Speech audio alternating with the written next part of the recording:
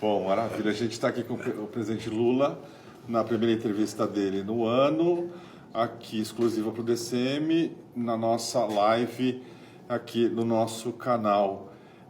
Queria saudar os nossos leitores aqui, agradecer o presidente por nos receber e começar pelo assunto inevitável que está na ordem do dia, presidente, que é essa guerra Irã-Estados Unidos. O Bolsonaro ali de cara já se manifestou a favor do Trump, está lá.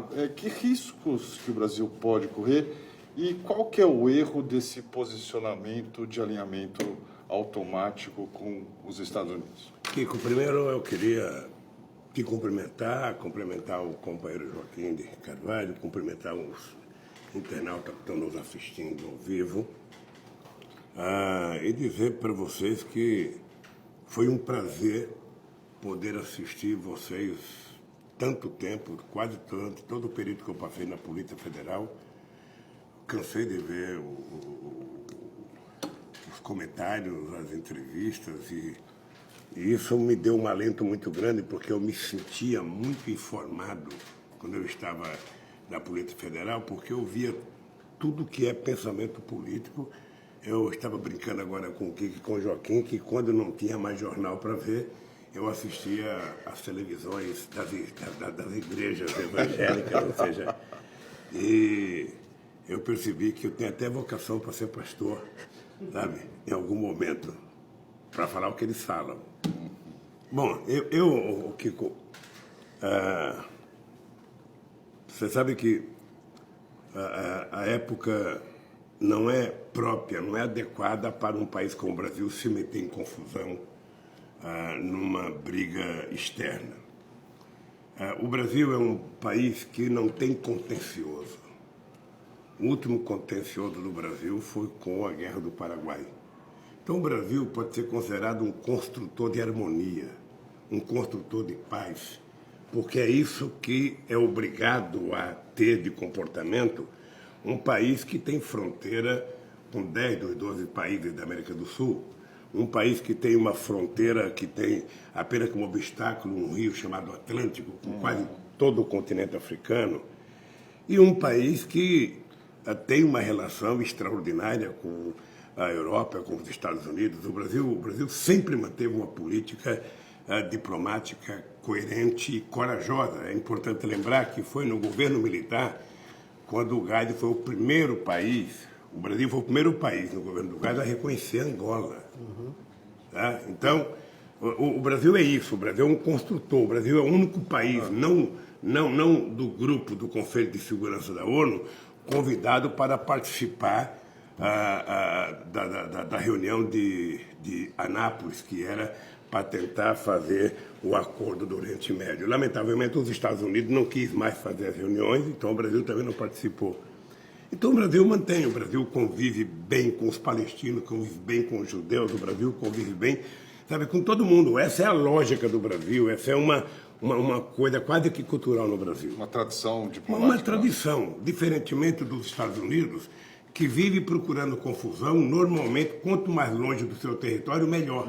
Né? Porque os Estados Unidos é doido para tirar pedra no quintal dos outros, mas não quer que ninguém atire pedra no seu quintal. Então não há nenhuma necessidade de se inventar terrorismo no Irã. Eu lembro que, em 2009, eu fui ao Irã com o Celso Amorim para negociar a questão das armas nucleares e o enriquecimento do urânio. E aquilo que era impossível para os Estados Unidos, medido pelo Obama, aquilo que era impossível, sabe, medido pelo Sarkozy, aquilo que era impossível, medido pelo Gordon Brown, medido por Angela Merkel, sabe, se tornou possível na medida que o Brasil foi corajoso. Eu e o Celso fomos conversar com a Ahmadinejad, fomos conversar da Turquia, com o Khamenei, fizemos uma parceria com o Erdogan, sabe, da Turquia para participar dessa reunião, e em 2 dias que nós ficamos em Teherã, nós conseguimos um acordo que era de interesse também dos Estados Unidos e também da Europa, um acordo no qual tinha muitas coisas que tinham sido escrito para mim pelo Obama, só que ele não tinha comunicado a Hillary Clinton era contra a minha ida ao Irã, porque achava que eu ia ser enganado. O que aconteceu é que nós fizemos um acordo, sabe, um compromisso do Irã, e eu era muito sério com a Ahmadinejad. Eu dizia, Ahmadinejad, eu não quero para você nada menos do que eu quero para o Brasil. O Brasil tem na Constituição a proibição, sabe, de construção de armas nucleares. Então, a nossa Constituição permite que a gente enriqueça o urânio para fins científicos, e não para produzir energia, e não para guerra. E é isso que eu quero para você. Depois de 2 dias de discussão, nós fizemos um acordo. Quando eu pensei que a Europa e os Estados Unidos iriam agradecer o Brasil pelo acordo, eis que eles tomaram a decisão de punir o Brasil, porque o Brasil tinha, sabe, deixado de ser coadjuvante, virou protagonista, conseguiu um acordo que eles não tinham conseguido. Até o Clovis Ross escreveu isso muito bem num artigo na Folha de São Paulo. E o Irã, o Obama aumentou as punições ao Irã. Aí eu fui obrigado a divulgar a carta que o Obama mandou para mim, para dizer que quem estava, sabe, quem estava traindo o bom senso era o Obama, que não tinha falado com a Hillary Clinton, que ela não gostou do... Esperavam que desse errado. Eu acho que ele não esperava que fosse dar certo, ele não acreditava. Mas ele disse, se ele concordar com isso, eu topo. E ele concordou com tudo. Nós ainda soltamos uma professora francesa, que estava lá, e foi feito um trato com Sarkozy. A hora que a francesa pisar no aeroporto de Paris, solta, você vai no aeroporto receber ela e você agradece ao Ahmadinejad. Ele não foi, demorou 45 dias, eu liguei para o Sarkozy e falei, Sarkozy, você tinha um trato comigo que você ia agradecer ao Ahmadinejad. E ainda os americanos queriam que nós pedíssemos para soltar, acho que eram 2 cientistas ou 2 professores que estavam presos no Irã. Eu falei, não dá para a gente chegar lá com um pacote, sabe? Solta todo mundo. Solta todo mundo. Ou seja, vamos começar uma conversa. Bem, depois de tudo isso, eles aumentaram a punição ao Irã, não aceitaram o acordo que nós fizemos e 2 anos depois fizeram um acordo infinitamente pior do que o que nós fizemos. Bem, agora, nós já tínhamos tido a experiência do Iraque. Eu, em dezembro de 2002, eu fui à Casa Branca conversar com o Bush. Eu tinha sido eleito, mas não tinha tomado posse. E o Bush estava com aquela obsessão de pegar os terroristas que jogaram o avião contra as torres e de invasão do Iraque. E depois de 1h30 de conversa, depois dele falar, eu falei, olha, presidente, deixa eu lhe contar uma coisa. Eu não conheço Saddam Hussein. O Iraque fica a 14 mil quilômetros do meu país. Eu tenho uma guerra para fazer, mas não é contra o Saddam Hussein, é contra a fome no meu país. E essa eu vou fazer porque tem 54 milhões de pessoas que não estão comendo as calorias e as proteínas necessárias, e essa guerra eu vou vencer. Olha, isso não deixou o Bush nervoso, porque eu até falei para ele, olha, o embaixador, que era o secretário da comissão que discutia armas químicas, é o brasileiro, era o embaixador Bustami, que depois no meu governo teve em Paris. E ele, sabe, foi entregue de mão beijada o cargo dele para um japonês, porque o Fernando Henrique Cardoso, sabe, ficou com medo e atendeu um apelo americano de que não podia ter um brasileiro que falasse que não tinha armas químicas no Iraque. E não tinha armas químicas no Iraque. Está provado que não tinha. A arma química que tinha lá era o próprio Saddam Hussein e o Bush, que foram responsáveis, sabe, por uma guerra sem precedente, a não ser a explicação do petróleo. Porque no Iraque tinha uma grande reserva de petróleo descoberta pela Petrobras nos anos 80, que quando Saddam Hussein foi comunicado da descoberta da Petrobras, mandou a Petrobras embora e o Brasil recebeu vendendo Passat para o Iraque. Todo mundo lembra da venda de Passat para o Iraque. Bem, então não tinha armas químicas, mas destruíram o país, que hoje se volta contra os Estados Unidos. Porque uma coisa é você ganhar uma guerra, sabe, atirando mísseis de 5 mil quilômetros de distância. Outra coisa é a ocupação. A ocupação é homem a homem, não é com robô, não. E aí, homem a homem, tudo fica mais igual e mais difícil. E depois de 17 anos, onde já foram gastos, eu acho que mais de 5 trilhões de dólares, sabe, a gente percebe pateticamente o presidente dos Estados Unidos dizer o Irã ganhou o Iraque. Por que o Irã ganhou o Iraque? Primeiro porque o Iraque era uma sociedade difusa, tinha aproximadamente 50% de xiita, tinha 25 ou 30 de sunita, tinha 20% de curdo. Fragmentado, E na hora né? que os xiitas chegaram ao poder, ou seja, eles são pró-Irã. Então o Irã tem mais influência hoje no Iraque do que os Estados Unidos, que fazem a guerra, destruiu, ganharam muito dinheiro reconstruindo, porque somente empresas americanas e empresas dos países que se aliaram aos Estados Unidos puderam reconstruir, né, o Iraque. E agora nós estamos vendo essa situação com o Irã. Os Estados Unidos precisam de inimigos sempre. Eu desconfio, às vezes, que isso está me cheirando a campanha eleitoral.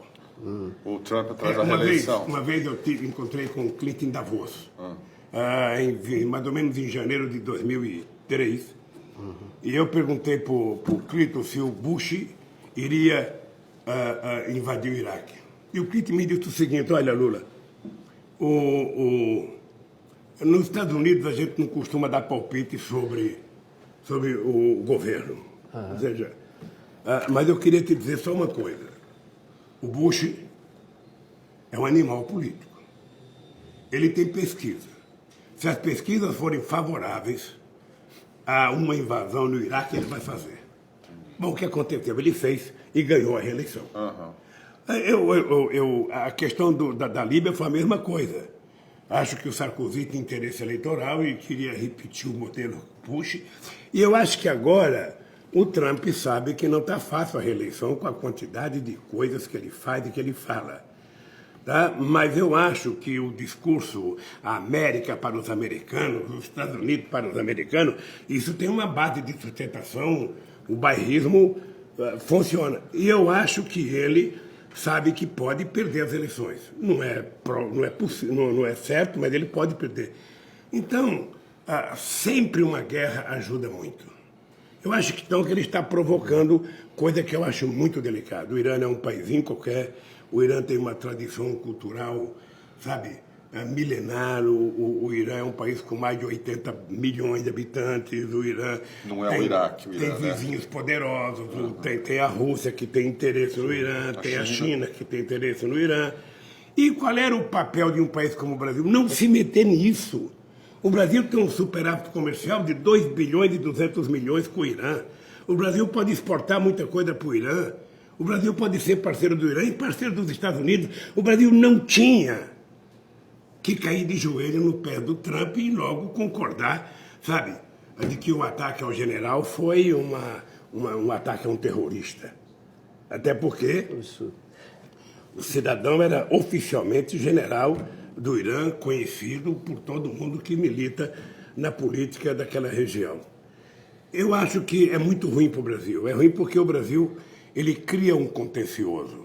Historicamente, os Estados Unidos, ou pelo menos o pessoal mais à direita nos Estados Unidos, sempre tentou passar a ideia que o Brasil recebia influência, sabe, dos guerrilheiros, dos terroristas do Oriente Médio. Sempre, ali na fronteira Paraguai, Argentina e Brasil. Agora, eu fiquei sabendo que o Bush mandou uma carta, o Estado americano mandou uma carta para todos os países, mandou para o Brasil uma carta para a Embaixada Americana no Brasil, orientando a Embaixada que era preciso tomar cuidado, sabe, com o terrorismo aqui no Brasil. Ora, então, sabe, eu quero crer que não vai acontecer, mas por que o Brasil tinha que se meter nisso? Por que o Brasil não faz um discurso de paz? Por que o Brasil não faz um discurso, sabe, de harmonia?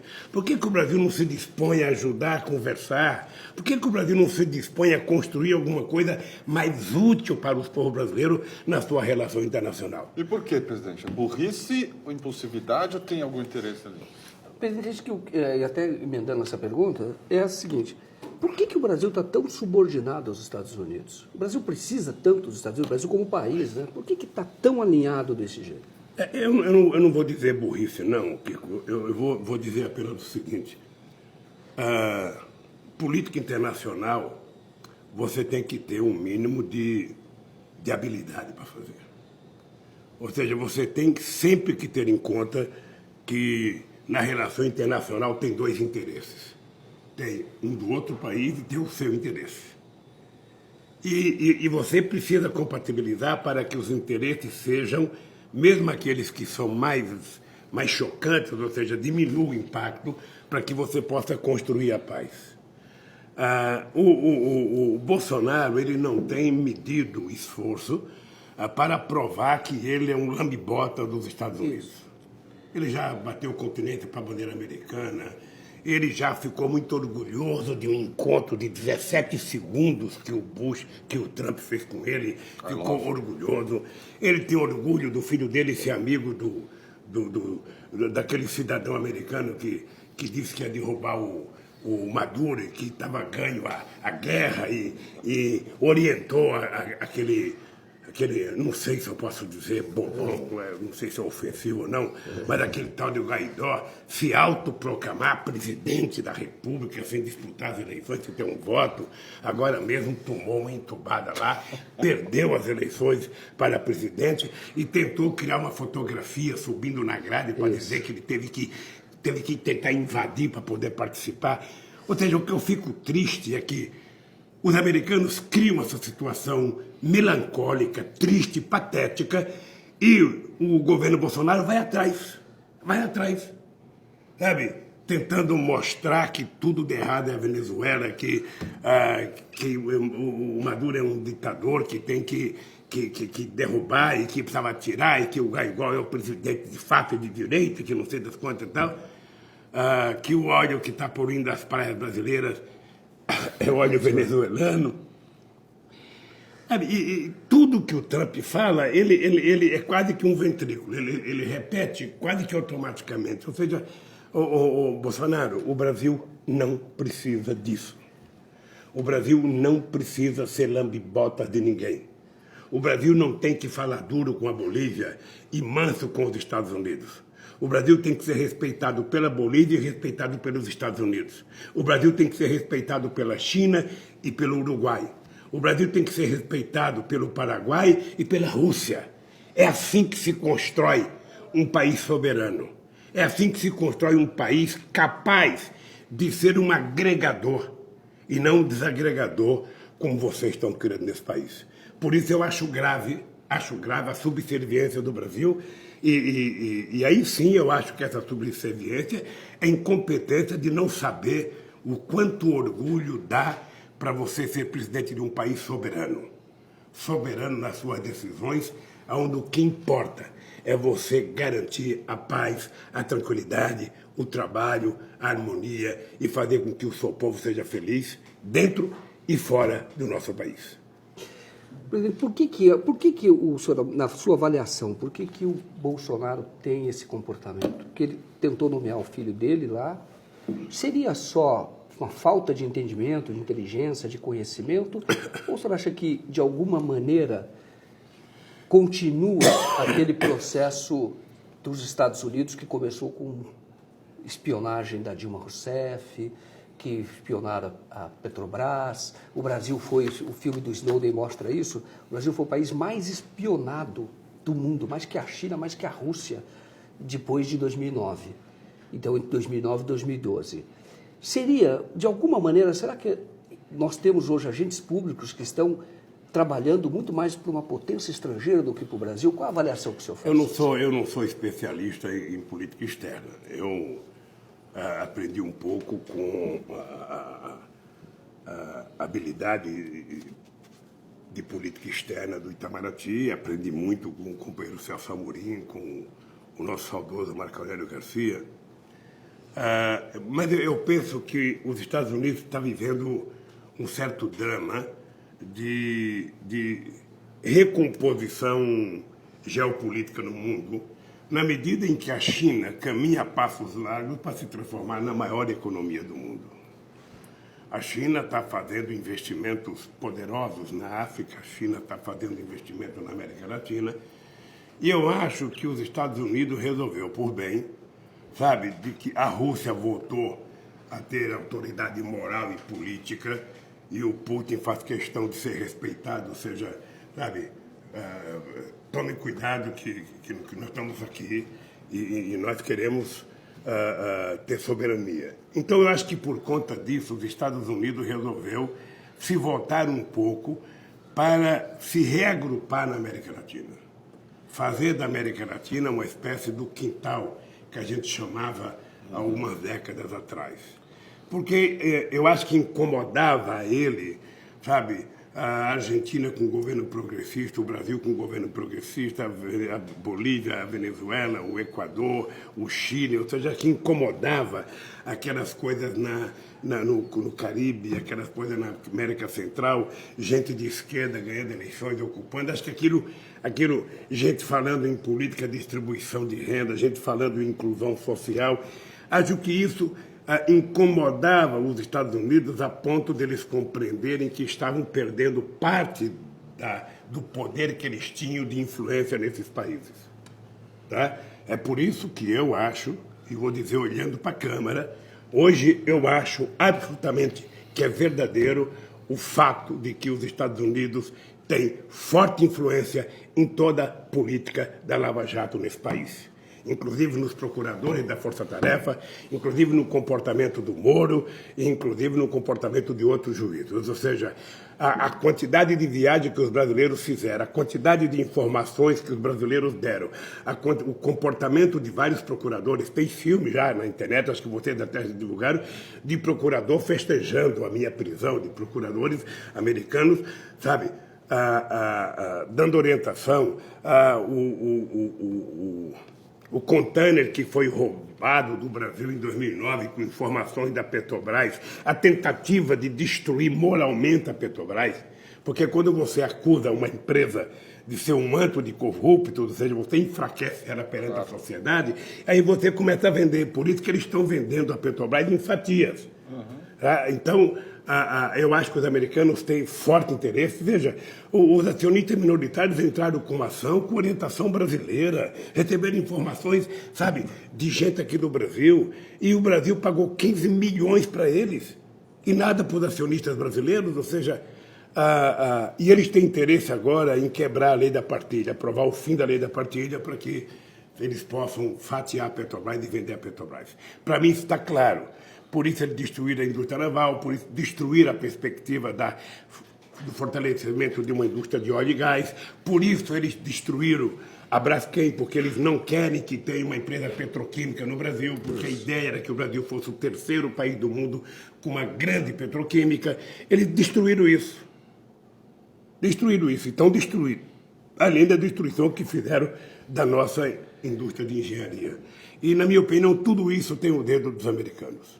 Tudo isso tem o dedo dos americanos, do Departamento de Justiça dos Estados Unidos, e o que a gente vê é o governo subserviente, beijando a mão, sabe, do Trump por qualquer coisa que ele faça, quando o Brasil não precisa disso.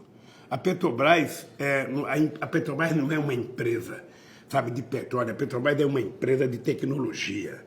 Porque a Petrobras ela gera muitos empregos, ela tinha muitos fornecedores. A Petrobras, como sempre, ela continua sendo a empresa da mais extraordinária tecnologia de prospecção de petróleo em águas profundas. Ninguém acreditava que fosse possível tirar o barril de petróleo de 7 mil metros de profundidade a quase que o mesmo preço do barril de petróleo tirado da Arábia Saudita. É quase o mesmo preço. Nós aqui chegamos a $5,50 com o barril de petróleo em terra, e eles lá estão 5, 4 e pouco, ou seja, numa demonstração de que o petróleo era efetivamente o passaporte do futuro desse país. Era por isso que a gente tinha criado o fundo, era por isso que a gente tinha colocado 75% do royalties para a educação, ciência e tecnologia, e é por isso que nós aprovamos a lei da partilha. E eles não quiseram. O modelo que nós criamos era o modelo da Noruega. Eles não querem, eles querem que as empresas multinacionais sejam donas do nosso petróleo. Pague para nós uma merreca qualquer e seja dono do petróleo. E aí é que eu acho que nós temos muita briga para fazer. E eu acho que acabou o Natal, acabou o Ano Novo, nós ainda temos o Carnaval, porque a verdade é que o Brasil só começa mesmo a trabalhar depois do Carnaval. O Brasil, trabalhar, os trabalhadores já estão trabalhando, mas a funcionar politicamente é depois do Carnaval. E eu acho que nós vamos ter muitas brigas no país para não perder a soberania brasileira. Um país soberano não é aquele país que toma conta da sua fronteira só, tem que tomar conta da qualidade de vida do povo, da comida do povo, da água que o povo bebe, das nossas florestas, cuidar da questão ambiental, que é uma coisa quase que sagrada hoje para a preservação da qualidade de vida no planeta Terra. Quer dizer, ou nós compreendemos que o planeta, sabe, é redondo, que nós todos estamos nesse planeta e que se ele afundar, morre todo mundo, morre quem está na primeira classe e quem está na última classe. Estão tentando inventar um foguete, um ônibus espacial para levar os ricos lá para cima, para ver se eles conseguem encontrar um jeito, quando a Terra explodir, eles estarem salvos. Quando a Terra plana Sabe? Não vão acabar. Outros acreditam que a Terra é plana, que vai para um cantinho lá. Não tem. Sabe, eu até brinco que o Bolsonaro não tinha o direito de deixar o seu tutor ideológico, o seu mentor ideológico, sabe, falar umas bobagens dessa. Porque o Brasil tem um astronauta que é o ministro da Ciência e Tecnologia. Ele deveria dar uma aula para o Olavo de Carvalho e mostrar que ele esteve lá, mostrar fotos, falar, eu estive lá, é redondo, Olavo, é redonda, pelo amor de Deus, não vamos brincar com a inteligência. Mandar o astronauta para o espaço. Mas ele não faz. Ou mandar ele. Essa é uma boa ideia. É uma boa ideia. Quem sabe sugerir que na próxima nave que for para o espaço, mandar ele para ele conseguir ver, sabe? Ele acha que a Terra é um campo de futebol gigante, sabe? Não tem lógica. Então, eu acho que o Bolsonaro, ele é isso, ele sempre foi isso. Ele foi isso a vida política dele inteira. Ele foi isso como tenente do Exército. O senhor encontrava com o Bolsonaro ali? Não, eu acho que vocês até deveriam pesquisar. Eu acho que ele nunca fez um discurso contra mim. Vocês poderiam pesquisar. Ele não fez discurso. Não fez, sabe por quê? Porque ele sabe que, no período do meu governo, os militares recuperaram parte da decência que tinham perdido nos outros governos. Tá? Vocês podem procurar os generais, sabe, general de verdade, e perguntar o que aconteceu no meu governo com as Forças Armadas, no Exército, na Aeronáutica e na Marinha. Nós recuperamos, inclusive... Eu não sei.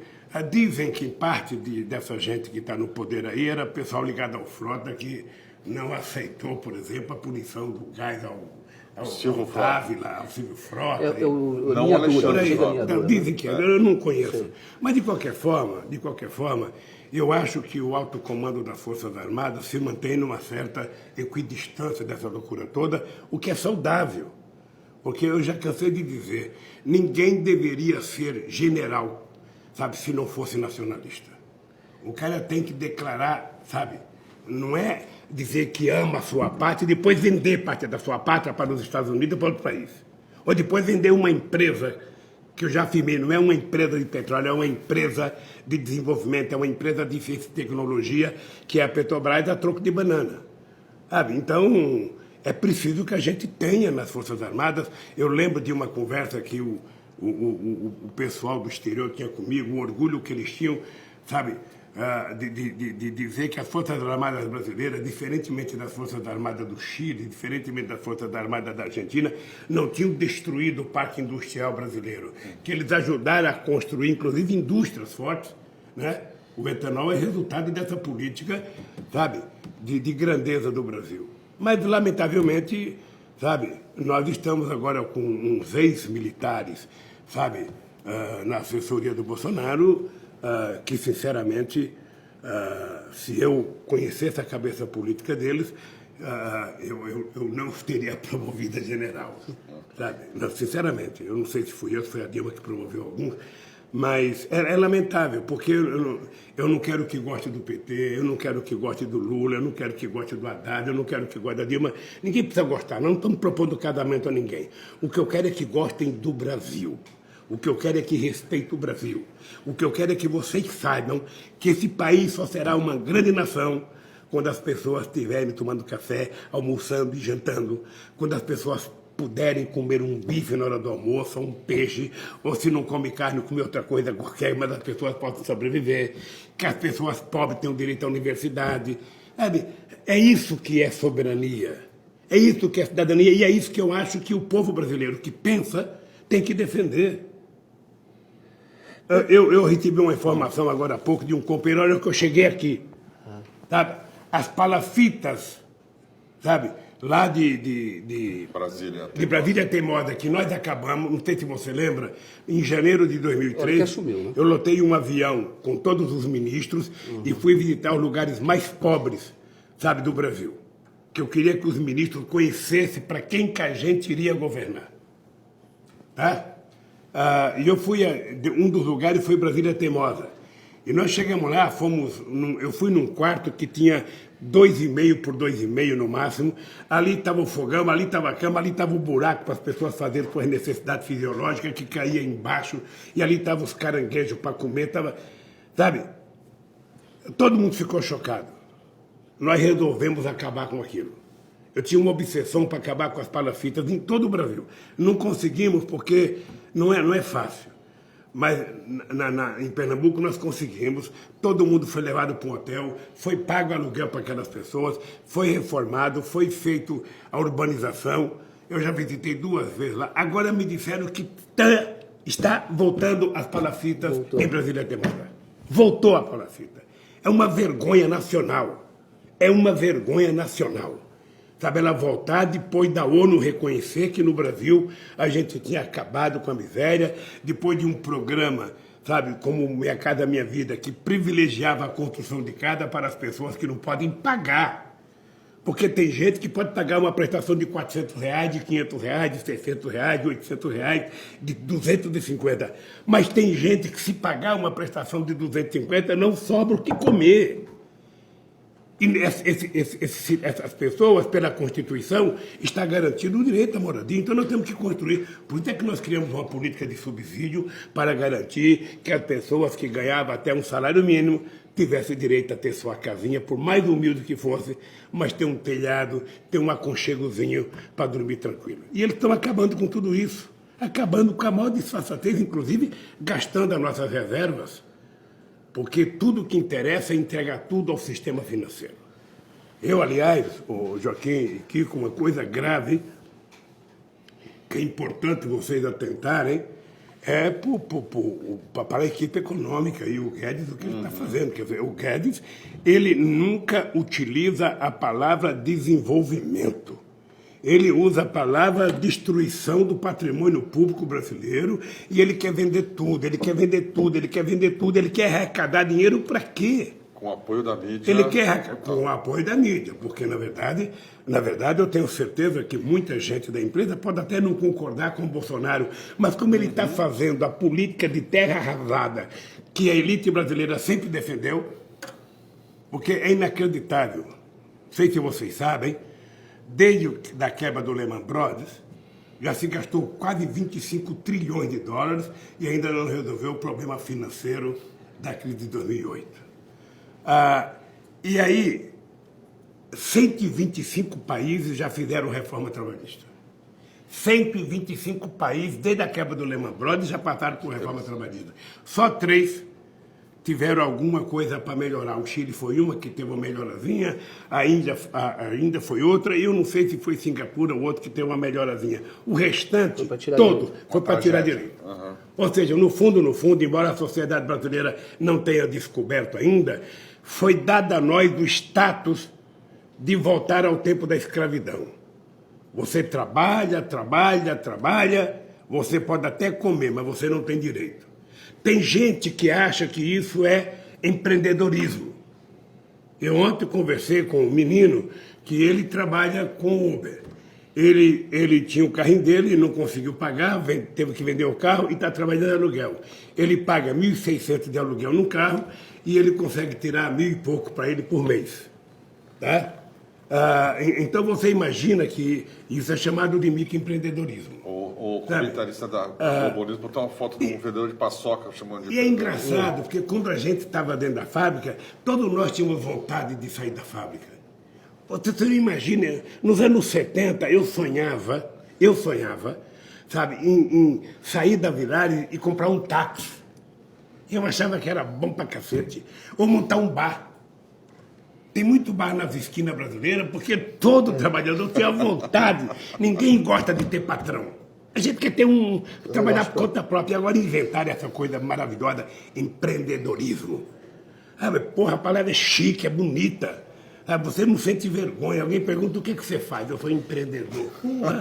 Ao invés de você falar, sou empregada doméstica, sou vendedor de paçoca. Sou vendedor de paçoca, eu vendo, sabe, cachorro quente, eu engraxo sapato. Não, eu sou empreendedor. Sabe, é uma palavra chique. Essa é a finesse do capitalismo. Eles conseguiram criar na cabeça da sociedade que mesmo você empobrecendo, você está progredindo. Ou seja, que nem, sabe, que nem crina de cavalo, só cresce para baixo. Então o Brasil está assim. O Brasil está numa situação em que as pessoas estão empobrecendo, a massa salarial está caindo, a renda salarial está caindo, o emprego está... Os que surgem são totalmente precarizados, e você está vendo a sociedade sendo obrigada a achar que é maravilhoso entregar pizza de bicicleta, entregar pizza de Uber, comprar tudo pelo celular, e as pessoas não percebem que nós estamos desempregando muita gente no país. Muita gente no país. Então é preciso parar e pensar. É preciso parar. Pelo menos o Trump disse, sabe, eu quero os Estados Unidos para os americanos. Ao invés de o Bolsonaro gritar, eu quero o Brasil para os brasileiros, não, ele está dando de graça. Eu também quero para os americanos.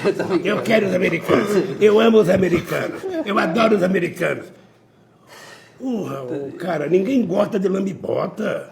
Para de lambibota, você fica falando pro seu troglodita essas coisas, daqui a pouco tem muita gente acreditando que ser puxa-saco é bom, que ser lambibotas é bom. O ser humano ele tem que ser ativo e altivo, ele tem que dar de cabeça erguida, mas ele tem que ser humano.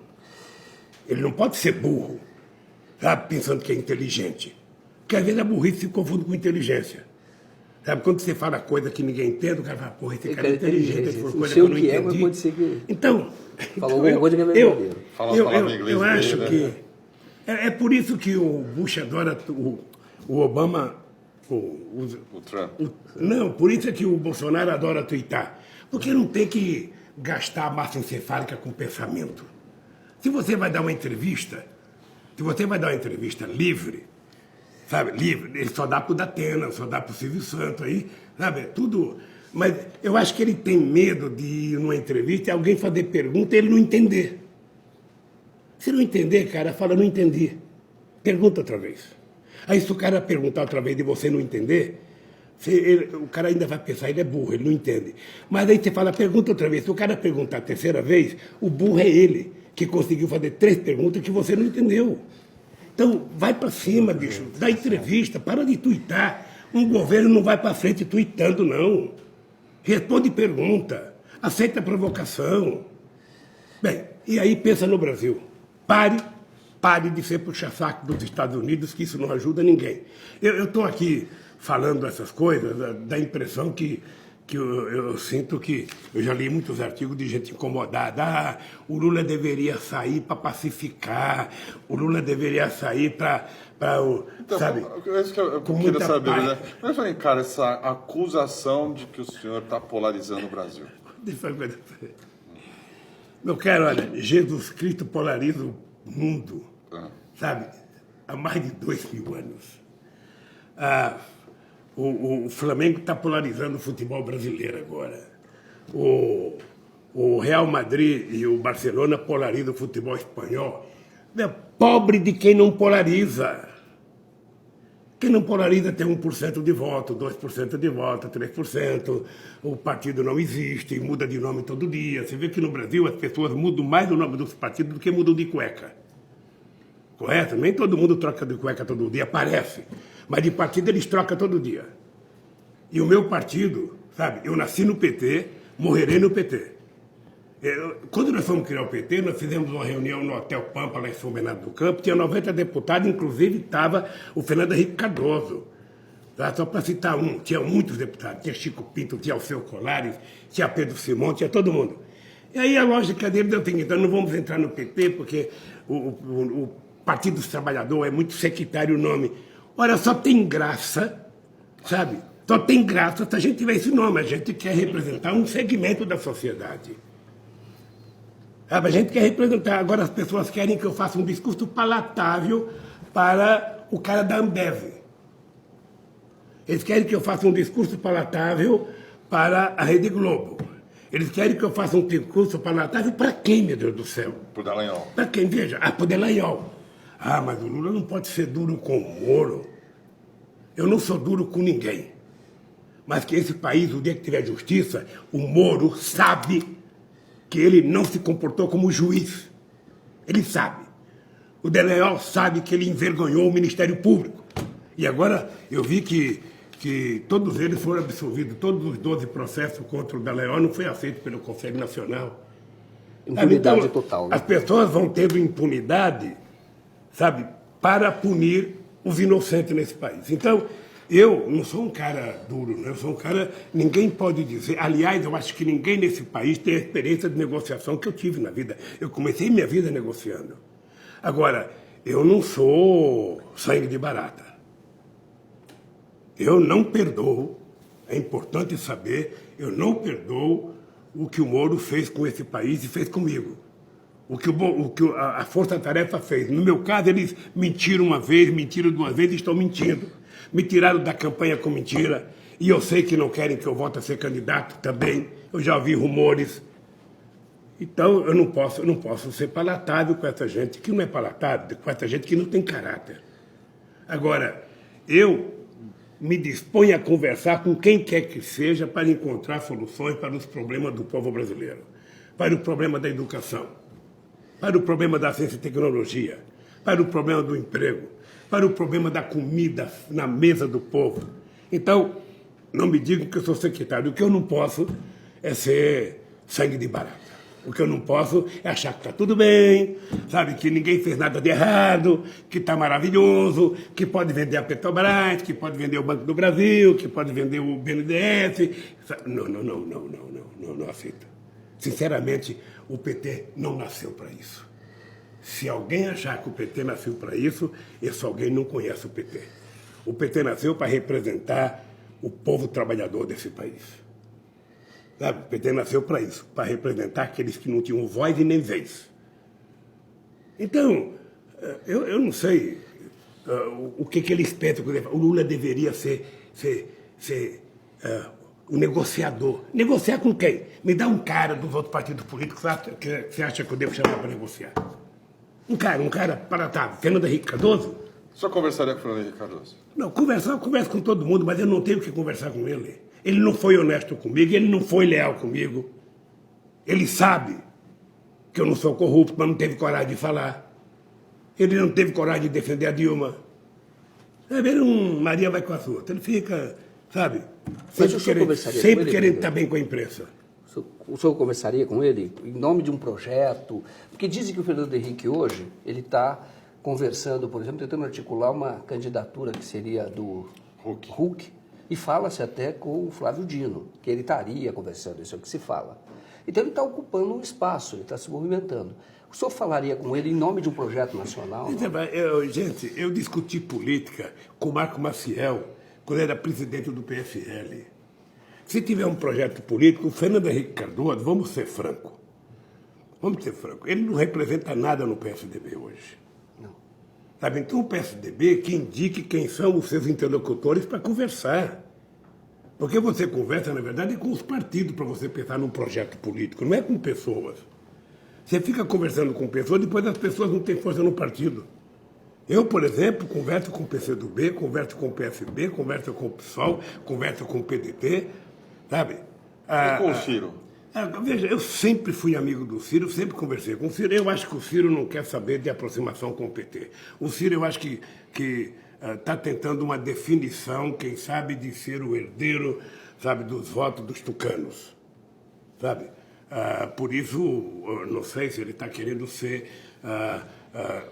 ostentar uma posição política que possa merecer a confiança daqueles que odeiam o PT, daqueles que falaram que o PT tinha que acabar. Está lembrado, né? Entretanto, eles acabaram e o PT está aí. O Ciro já tocou, acho que uns 7 ou 8 partidos, o PT está aí, sabe? E vamos continuar, porque na hora que o PT define que tem lado e define qual é a política que ele quer para esse país, sabe? O PT terá público. É por isso que o PT foi o segundo colocado em 89, em 94, em 98, o primeiro em 2002, o primeiro em 2006, o primeiro em 2010, o primeiro em 2014 e o segundo em 2018, roubado. Roubado que eu digo porque criaram todo um trambique para evitar que o Lula fosse candidato. Essa é a verdade. Então, se alguém quiser conversar comigo, eu sinceramente, não me recuso a conversar. Agora, que apareçam os partidos que querem negociar. Porque às vezes uma pessoa te procura para conversar, você conversa, aí quando você vai ver, o cara não representa nada. Aí você conversa, o cara não representa nada. Aí o cara conversa, o presidente do partido dá um desanca a ele. Então, não, é o seguinte, o PT tem feito um esforço imenso, as pessoas falam que a Gleice é radical. Olha, a Gleice, o que ela precisa exteriorizar é aquilo que pensa o seu partido. Eles querem que a Gleice faça o discurso de quem? Para agradar o Huck? Não é possível. Olha, quando você chega numa situação política em que os políticos ficam procurando pessoas que não são políticos para serem candidatos, é sinal que as coisas estão muito ruins. Eu tenho uma tese que é o seguinte: se um político não presta, mude o político. Se o partido não funciona, que acabe. Agora, você achar que tem solução tecnicamente, tem gente aqui no Brasil financiando pessoas para ir para Harvard, para tirar diploma, como se Harvard fosse o centro de formação de estadista. Não forma nenhum. Não forma nenhum. Porque você não aprende a governar na universidade. Não aprende. Relação política é outra coisa. Relação com a sociedade é outra coisa. Você tem que lidar com as diferenças. Aí você tem que ter tino, você tem que ter coragem, você tem que ter sensibilidade, você tem que ter ousadia. Você não aprende isso na escola. Então eu estou vendo, não vai para Harvard para aprender o quê? Para poder ser deputado em Harvard. Não aprende. Senão os americanos teriam os melhores deputados, os melhores senadores, os melhores presidentes do mundo, e não os têm. Se fosse assim era fácil, você não precisava disputar a eleição. Vai na USP, vai na Unicamp, vai nas universidades federais e escolhe os candidatos a presidente, da prefeita, deputado, senador, está resolvido o problema. Pega os que tem nota mais alta e coloca. Não é isso? Pega os professores titulares, coloca todos eles, sabe, para ocupar cargo. Não é assim. Isso pode ser para tocar uma indústria de cerveja, mas para tocar um país composto de seres humanos, sabe, com interesses políticos, com interesses econômicos, com interesses pessoais, com sensibilidade, é outra coisa. Portanto, eu sinceramente, quero dizer alto e bom som, que se você conhecer pessoas que querem conversar, eu estou vendo agora um político, até me disseram ele, o ex-governador do Espírito Santo, o Paulo Artung, ele virou um assessor do Huck. Esse cara foi governador 3 vezes, esse cara poderia se auto-titular. Eu quero ser candidato a presidente. Ele sabe que ele é mais preparado que o Huck.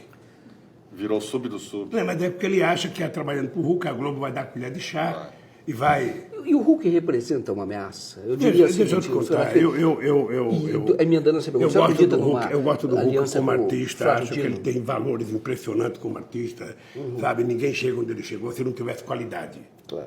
Agora, a qualidade de um artista, de um apresentador de televisão, não é uma atividade, não é uma capacidade política. Tá?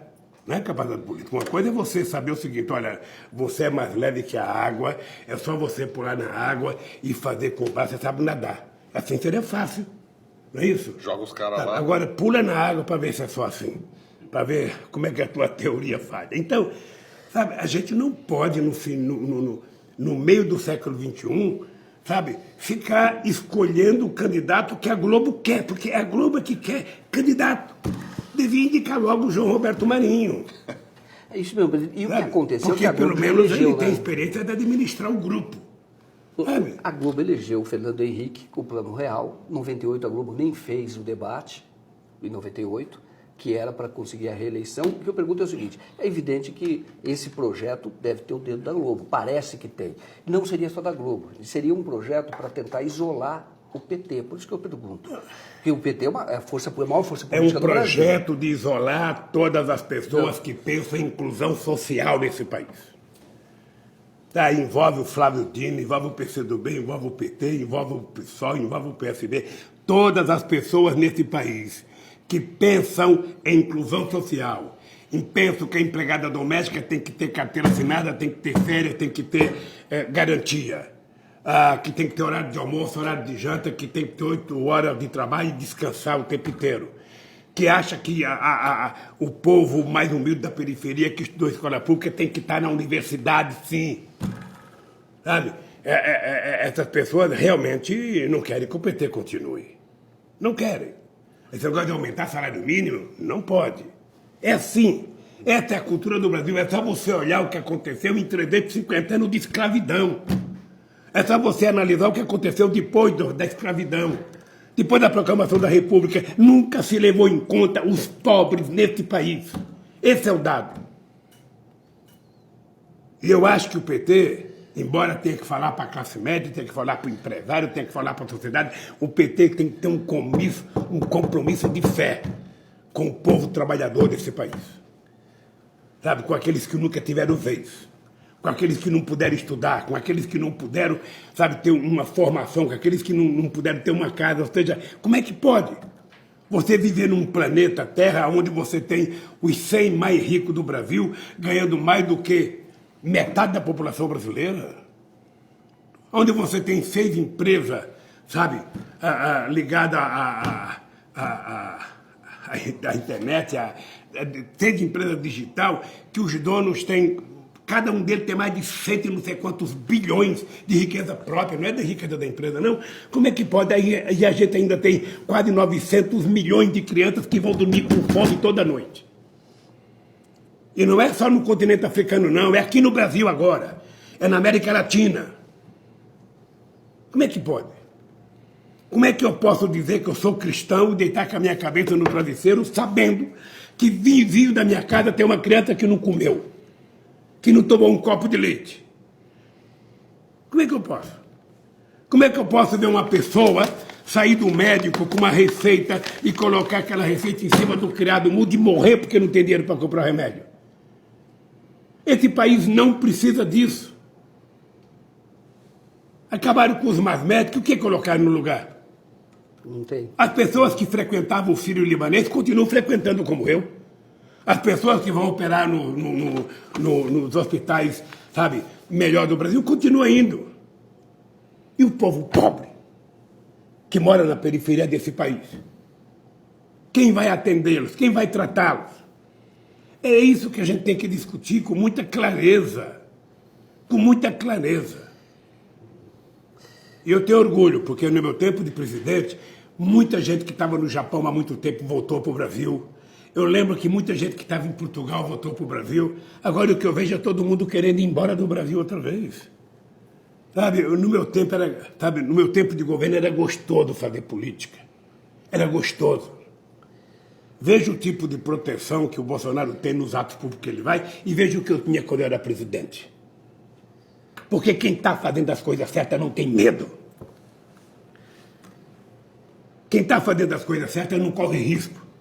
Agora, quando eu me protejo com miliciano, aí sim, eu sei que eu não estou certo. Quando você protege um cara, sabe, como esse cidadão que o amigo do filho do Bolsonaro, Queiroz? Né? O Queiroz, quando eu protejo um cara como esse, sabe, quando eu não explico as coisas que eu deveria explicar corretamente, como é que fica? Então vamos colocar o aparelho de Estado para perseguir o Lula. Sabe, o Ministério Público tem que estar em cima do Lula, a Polícia Federal tem que estar em cima do Lula, o Poder Judiciário tem que estar em cima do Lula. Pois eu quero dizer alto e bom som. Eu não sou melhor do que ninguém, mas não tem ninguém melhor do que eu. Eu aprendi a andar de cabeça erguida nesse país e vou continuar andando de cabeça erguida. E se tiver um canalha nesse país que prove que tem R$1 errado na minha vida, que diga. Não faça insinuações. O Lula é o chefe, não me peço prova, eu não tenho prova, só tem convicção. Porque o Lula é culpado, qual é o crime? Não, o crime é um ato indeterminado. É isso que eu quero. E é por isso que eu fico às vezes bravo.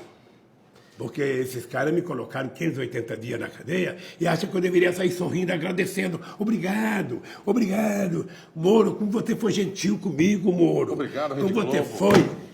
Sabe? Obrigado, Rede Globo, como você foi maravilhosa. Só 400 horas de matéria do Jornal Nacional contra o Lula, mais 400 do Bom Dia Brasil, mais 400 do Jornal da Tarde, mais milhares de páginas do Jornal Globo contra o Lula, milhares de capa da época. Obrigado. Eles queriam que eu saísse assim, obrigado, obrigado, obrigado. Não, eu não vou ficar xingando eles, eu não vou ficar ofendendo eles, eu não vou querer que o PT volte ao governo desse país para persegui-los. Até porque eles sabem que, para mim, censura é feita pelo telespectador, pelo ouvinte e pelo leitor. Não é feita pelo governo. Então, eles sabem que uma coisa que eu tenho arrependimento de não ter feito foi uma regulação dos meios de comunicação no país. E uma regulamentação que não era regulamentação socialista, não, era uma regulamentação tipo Inglaterra, tipo Estados Unidos, tipo Alemanha. Eles agora estão com medo que um juiz possa julgar um outro juiz. Ou seja, sabe, é o seguinte, então o cara está acima do bem e do mal. Eu posso fazer o que quiser que ninguém me julga. Quando você vai processar, quando você vai julgar um procurador, a grande condenação dele é afastá-lo com salário integral. Como é que pode? Então, eu sinceramente, embora seja um homem de paz, embora seja um homem tranquilo, eu tenho ressentimentos, eu sei o que fizeram comigo. Sei o que estão fazendo com a minha família. E eu não tenho outra coisa a não ser o seguinte, eu não troco a minha dignidade por nada desse país. Por nada. Eu sou um cara doce, eu sou um cara alegre, eu sou um cara que gosta de coisa, sabe, legal, gosta de contar piada. Quem me conhece sabe. Mas eu não posso vir aqui, sabe, dar uma entrevista e dar de barato que não aconteceu nada comigo. Foi tudo normal, sabe? Vamos esquecer o passado. Esquece quem não tem vergonha. Eu tenho. Eu não esqueço. Presidente, quer dizer, não vai mudar o tom e o senhor é candidato... Não, o tom muda. Do PT tem plano B deixa eu falar, o tom para a muda. eleição presidencial? Não, tem vários planos. Veja, você estava lembrando, só o PT tem governadores importantes.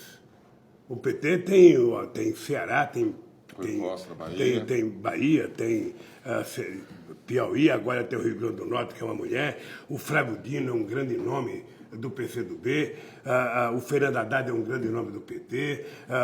O Ciro certamente será candidato pelo PDT. O PSB poderá até querer ter um candidato. Tem nomes.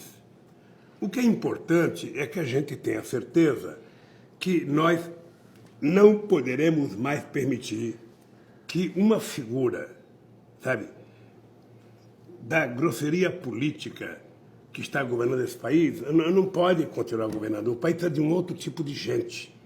Um outro tipo de gente que goste de gente. Sabe? As pessoas têm que gostar do povo.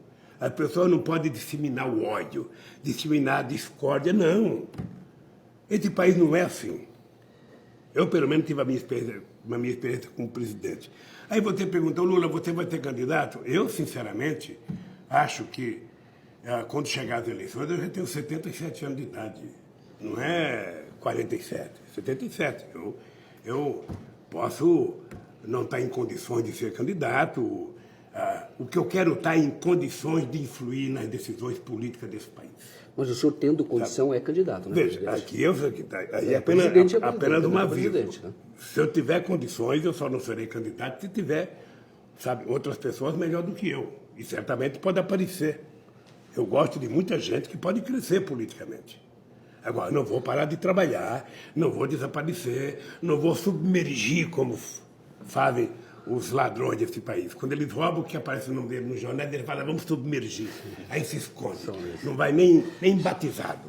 Então, é o seguinte, eu não quero submergir, não. Não quero submergir. E adoro a polarização. É diferente polarizar e ser extremista, né? Lógico. O senhor foi presidente e mostrou que, entendeu, governou na ocasião com todos, fez um pacto social. O PT já nasceu polarizando. Veja, o PT com 9 anos de idade, sabe, o PT já foi o segundo partido, partido na presidência da República, apenas com 9 anos. Você está lembrado que em 89 eu enfrentei o companheiro que eu respeitava muito, o doutor Ulisses Guimarães. Aureliano Chaves, que era vice-presidente da República, o cara que desacatava o Figueiredo, tá lembrado? O Figueiredo. O Brizola, que votou para o Brasil achando que ia ser o presidente. O Mário Covas, sabe? O Afif Domingos, o Maluf. O GTS, você acha que era pouca? Aquela eleição só tinha craque. Toda essa gente só tinha craque agora. Só tinha gente da base, só tinha gente, sabe, das categorias especiais. Eu era o único da base ali. Eu era o pardal no ninho de Curió, sabe? E o pardalzinho foi. Eu lembro que eu estava em Manaus, acho que em junho de 89, e o Ricardo Couto chega para mim, a gente desceu no aeroporto, a gente ia pegar o helicóptero da empresa de energia para visitar a Balbina. Aí o Ricardo Couto costumava descer e comprar um monte de jornal, veio o Ricardo Couto com o Estado de São Paulo, a manchete era assim, Lula cai de 3 para 2,75. Puta vida. Eu fiquei tão nervoso com o Ricardo Couto, eu xinguei tanto o Ricardo Couto, eu falei, porra, você é meu assessor, é o assessor do meu adversário. Aí eu pensei em desistir. Eu falei, porra, eu vou desistir. Como é que eu vou ser candidato? Sabe, daqui a pouco vai chegar as eleições e eu vou estar devendo uns 10 pontos para o Ibope. Não vou desistir. Aí tive uma reunião com o companheiro João Amazonas. O PCdoB, né? Do PCdoB. E o João Amazonas falou assim, Lula, é o seguinte, ó, vamos modular o nosso discurso para quem que a gente quer governar. Aí, é o seguinte, nós começamos a fazer o discurso para aquela base originária do PT e do PCdoB, para a sociedade organizada do sindicato. Era um discurso mais... Porra, fui pro segundo turno, na frente do pessoal. Rede Povo de televisão. E aí, quando eu ganhei as eleições... Teve a Rede Povo de televisão, né? Que começou a mostrar, foi um case, não. Sabe, então, eu fui pro segundo turno, aí eu fui conversar com o Brizola para me apoiar. Pô, tu chega na casa do Brizola, rapaz, o pessoal irritado. E aí o Brizola falou assim para mim, ô Lula, eu acho que nós tivemos um empate técnico. Foi só 500 mil votos, então eu acho que a gente deveria retirar e apoiar um outro. Eu falei, Brizola, deixa eu te falar uma coisa. E apoiar quem que era? Mário Covas, com todo o carinho que eu tenho por você. Isso aqui não é pesquisa, isso aqui é resultado final, não teve empate técnico. Eu tive 500 mil votos na frente, porra. Sabe, o correto é você me apoiar.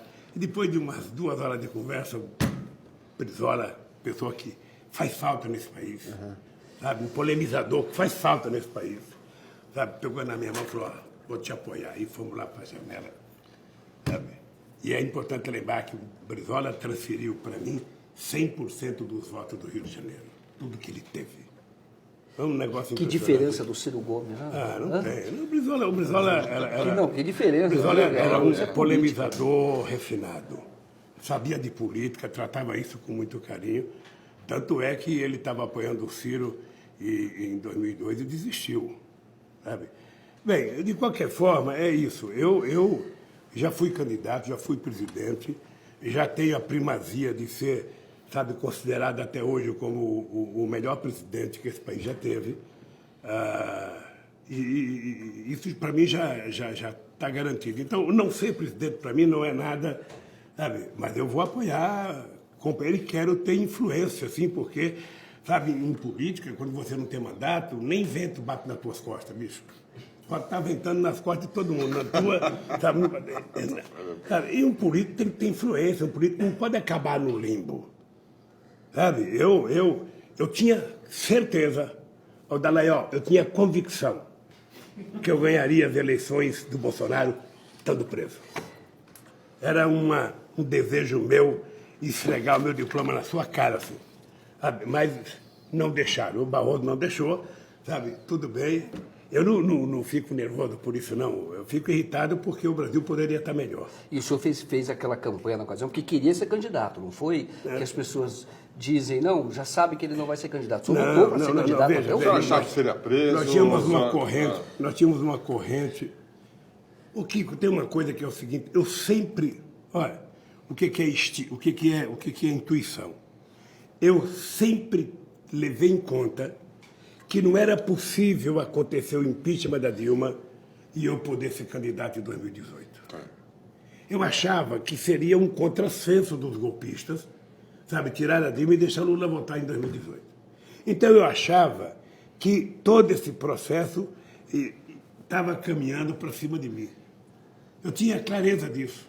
E eu dizia, às vezes, publicamente, o meu pessoal me chamava a atenção, porra, você não pode ficar dizendo isso, você não pode ficar dizendo que vai ser preso. Eu dizia, mas não tem jeito. Eles não podem, depois de dar o golpe, sabe, que eles deram, deixar o Lula ser candidato. Não fazer a sentida. Sabe, não pode. A lógica é essa, eles vão ter que me prender. Até que veio a prisão. Eu já falei para todo mundo que eu poderia não ter sido preso, eu poderia ter ido para outro lugar, mas eu resolvi me entregar porque eu precisava desafiá-los. Sabe, desafiá-los? E eu só podia fazer isso com grandeza estando aqui dentro. E a pessoa, a manchete do jornal, Lula fugitivo, Lula não sei das coisas, não seria legal. Sabe? Então eu estou aqui, eu quero brigar pela minha defesa. Sabe? Eu não estou livre, eu estou solto. Porque é importante lembrar que tem muitos processos e eles vão inventando cada dia um. Eles não têm limite. O senhor acha que eles vão tentar te prender de novo? Enquanto a Suprema Corte não zerar, sabe, esse disparate do que foi o comportamento do Moro, o comportamento da Força Tarefa da Lava Jato, a gente não tem sossego nesse país. Sabe? Não tem sossego nesse país.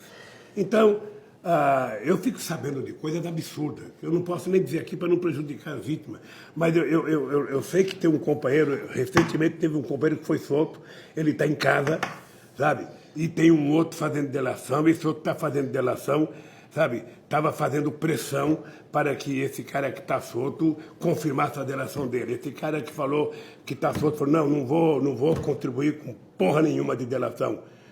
Eu fiquei sabendo que a Polícia Federal esses dias invadiu a casa dele. A mesma casa que já tinha sido invadida, invadiu outra vez a casa dele. Para pressionar. Para pressionar, obviamente, é o terrorismo. É a tortura psicológica. É a tortura psicológica.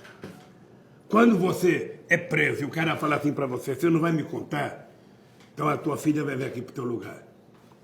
Isso, para um pai, é mais duro do que te dar um choque 220. E isso aconteceu na Lava Jato. Qualquer coisa. Sabe? Você fala qualquer coisa. Olha, tua mulher está aí, ela pode ser presa, então você trata de falar. É assim que funciona. É a tortura civilizatória. Ou seja, não é aquela do choque, não é aquela de bater colocar você no pau de arara, mas é a tortura psicológica mais dura que se pode ter, que é envolver a família. Então é o seguinte, Kiko, eu só posso contribuir para a democracia brasileira se eu puder provar. E aí eu sou obrigado a agradecer, sabe, o papel que o companheiro Glenn e Intercept tiveram nesse processo. Sem dúvida. Porque eles conseguiram mostrar, sabe, jornalisticamente, com informações, toda a podridão que a minha defesa vinha denunciando. Eles conseguiram provar, sabe, o que estava acontecendo. E, lamentavelmente, os meios de comunicação, que hoje praticam a maior censura que esse país já conheceu, não foram os militares que produziram a censura. A Globo hoje é a empresa mais censura, porque ela não deu uma nota da Intercept. Para falar que não deu, ela deu quando foi defender o Faustão e deu para defender o Roberto Dávila no negócio do filme. E fez corretamente a defesa do Roberto Dávila, que ele foi muito gentil. Furo nosso, né?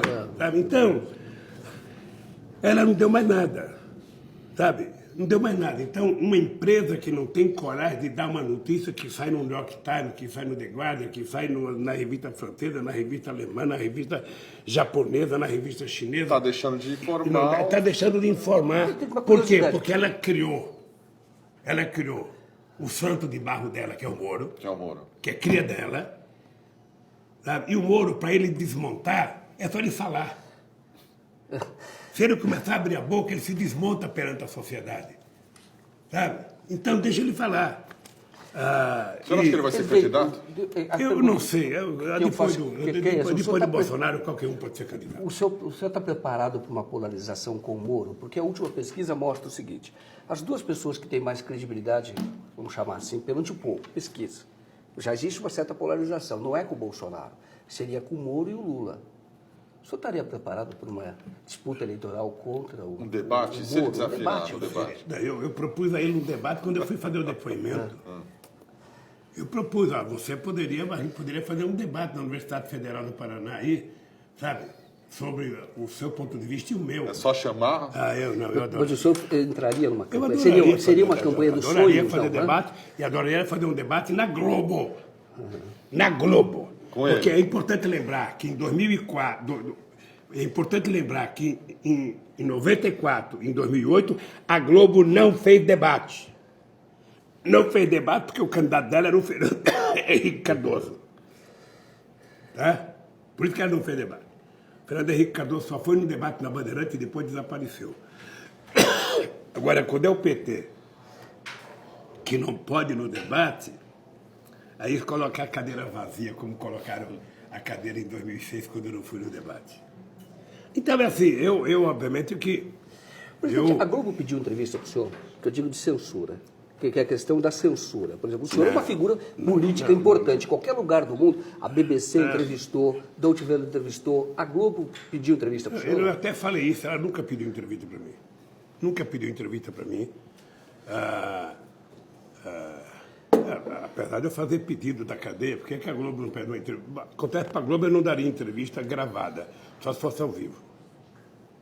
Mas o senhor falaria, né? Falaria não, falo. Mas ela nunca solicitou, Nunca, porque é um nunca, veículo de nunca, comunicação nunca, que Não não se solicitou. interessou em falar com o Lula. Nunca. Isso é uma censura, né?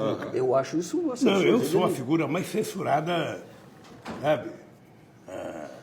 Nem direito de resposta a gente consegue na Globo. Mas deixa eu perguntar uma coisa, o senhor fala da censura e da mídia, né? Porque a gente está falando o seguinte, tudo que está acontecendo agora, 2013 o Brasil estava muito bem. Os índices eram muito bons. A popularidade da Dilma era boa, o Brasil ia sediar a Copa do Mundo, estava ali na véspera de sediar a Copa das Confederações, que é tudo evento de gente grande, Olimpíada. E, de repente, tudo mudou. Teve começou com uma manifestação de passe livre e virou manifestação contra a Dilma, virou contra o governo federal. Já tem muita lenda sobre, não sei se é verdadeiro, que outros presidentes chegaram a falar com o senhor, o Erdogan falou, não é espontâneo esse tipo de manifestação. Está tendo influência de alguém externo. Abre o olho. É verdadeiro? Eu queria que o senhor falasse sobre isso, porque até o senhor falou numa outra entrevista e gerou uma certa polêmica. Falou da influência do exterior. Essa pergunta me dá chance até de responder a visão do companheiro... Marigoni, entre outros, o do companheiro pessoal. do PSOL. Isso é importante. Veja, eu em nenhum momento, eu deixo de reconhecer que o movimento de 2013 começou com uma greve, com um movimento do pessoal que reivindicava a redução do transporte. Nenhum momento. Até porque eu conhecia bem os líderes daquele movimento, e um deles era o Zé Maria, que foi do PT durante muito tempo. Tá? Agora, o que eu não concordo é que foi aquilo que gerou as manifestações no Brasil inteiro transmitidas ao vivo pela Globo. Eu já fui um dos maiores grevistas desse país. A Globo nunca parou para transmitir uma passeata nossa, nunca parou para transmitir uma greve nossa. Greve pacífica, que não tinha quebra-quebra.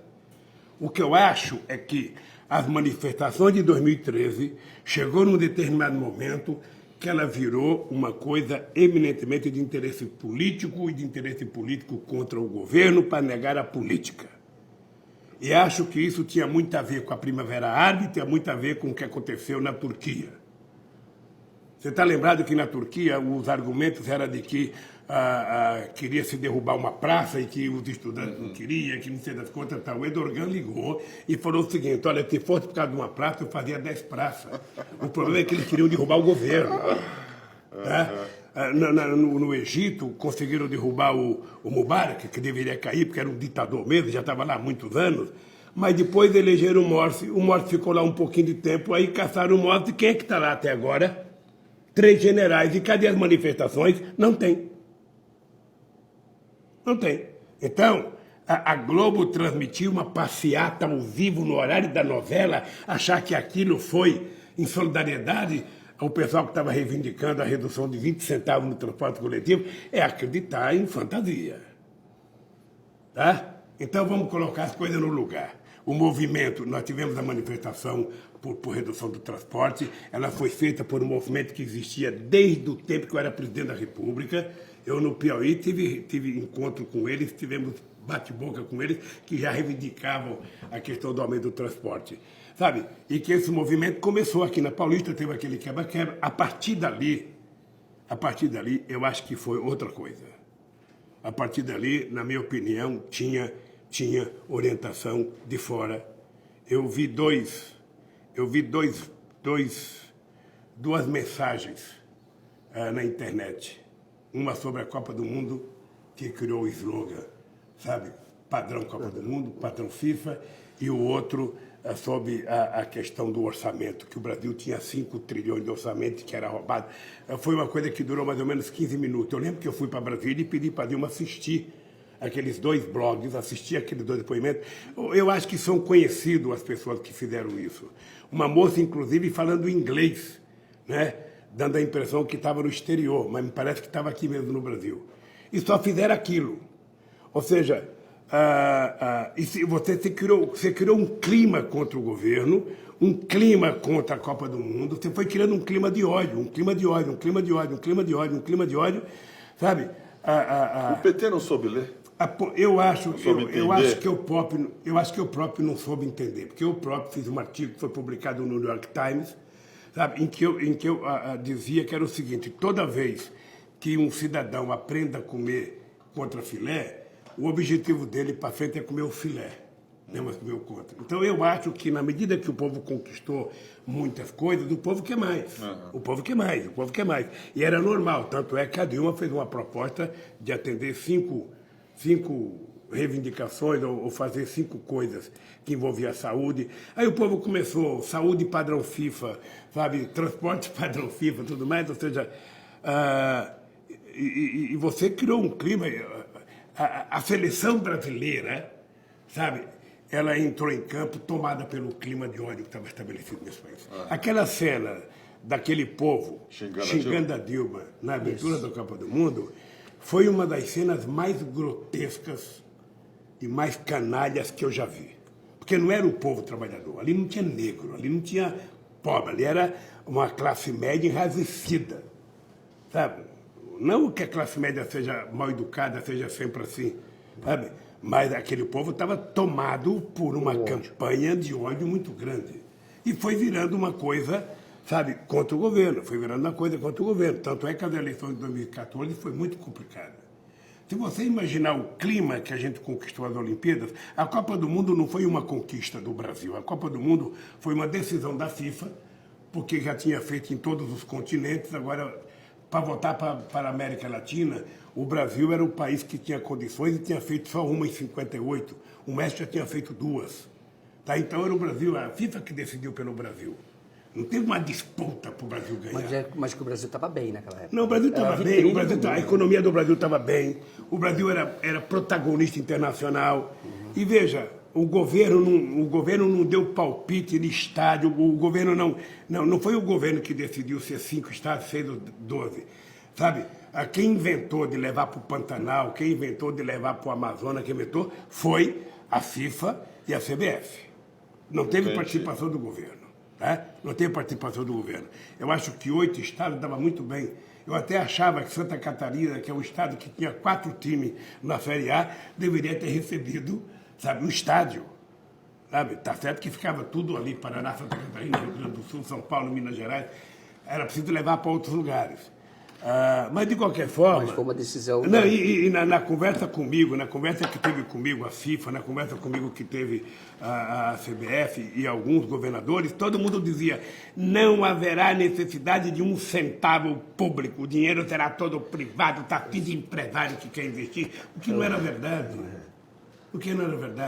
Antes de eu sair do governo, eu tinha decidido que o BNDES poderia fazer um financiamento para os estádios que iam fazer a Copa do Mundo de até 400 milhões de reais. Não foi feito no meu governo ainda, porque não deu tempo de discutir, mas eu fiz reunião com o Planejamento, a Fazenda, a Controladoria Geral da República, e depois que eu saí do governo foi feito o financiamento para os estádios. Aí falaram que teve corrupção em muitos estádios. O que eu acho engraçado é que as pessoas não se defendem corretamente. Quando começou a denúncia de corrupção, vou contar um caso que eu nunca contei aqui. Quando começou a denúncia de corrupção e estava uma coisa negativa contra a Copa do Mundo, eu chamei a Ambev, que era participante. Chamei, sabe, o Banco Itaú, tudo no meu escritório. E perguntar para ele, vocês são os patrocinadores da Copa do Mundo, por que vocês não estão fazendo uma campanha positiva a favor da Copa do Mundo? Falei isso para a Ambev, falei isso para o Banco Itaú, chamei o João Roberto Marinho, fiz uma reunião com o João Roberto Marinho, para dizer a Globo que vai transmitir direto qual é a campanha que você está fazendo favorável à Copa do Mundo. Tá? E fui conversar com a Dilma, que era preciso o governo, sabe, dizer por que era importante a Copa do Mundo. Defender a Copa do Sabe, Mundo. defender a Copa do Mundo. Bem, eu sei que o Itaú foi, até levou a propaganda para eu ver. Depois eles fizeram a propaganda boa e levou a propaganda para eu ver. Mas eu estava preocupado, sabe, com o clima que estava se criando antes da Copa do Mundo. Dava a impressão que o desemprego era por conta da Copa do Mundo, que a morte era por conta da Copa do Mundo, 4 horas era por conta da Copa do Mundo, e todo mundo deixou isso criar. E eu, sabe... Era ano de eleição. Né? Então eu fui conversar, sabe, com o João Roberto. Conversei com todo mundo.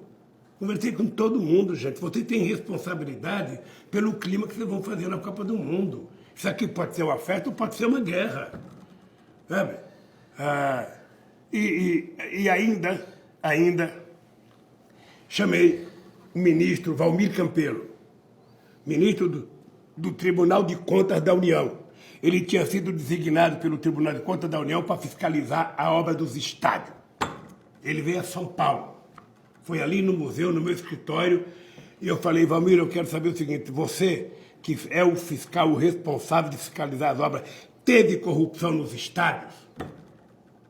Ele falou, nenhuma. Teve um problema no Rio de Janeiro que foi resolvido, sabe, numa reunião com o governador Sérgio Cabral. E o material está no Tribunal de Contas da União. O relatório está lá. É só ir ver se o Tribunal de Contas, com o mando que tinha o Valmir Campelo, se encontrou corrupção. Não tinha. Mas ninguém teve coragem de falar. Nem o Valmir Campelo, nem o Tribunal de Contas teve coragem de dizer, gente, ó, nós fizemos auditoria em todos os estados e não teve. Porque já estava ali no clima Porque, para meu cara, destruir. é muito difícil. É preciso ter... Uma vez o Collor falou em saco, saco roxo. Não precisa ter saco, precisa aprender a ter saco. Para ter coragem de enfrentar denúncia de corrupção. Se defender, né? A denúncia de corrupção, ela te desmonta. Somente quando você é honesto é que você não fica desmontado. Então, por que eu enfrentei? Porque eu desafio qualquer um nesse país a aprovar 5 reais, sabe, numa conta minha indevida. Então, é por isso que eu resolvi brigar, por isso que eu resolvi enfrentar. Agora, não precisa ter a corrupção, é só a notícia.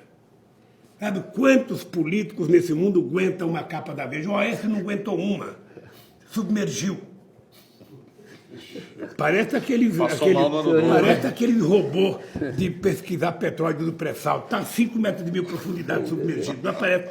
E eu, sabe, resolvi colocar o pescoço para fora.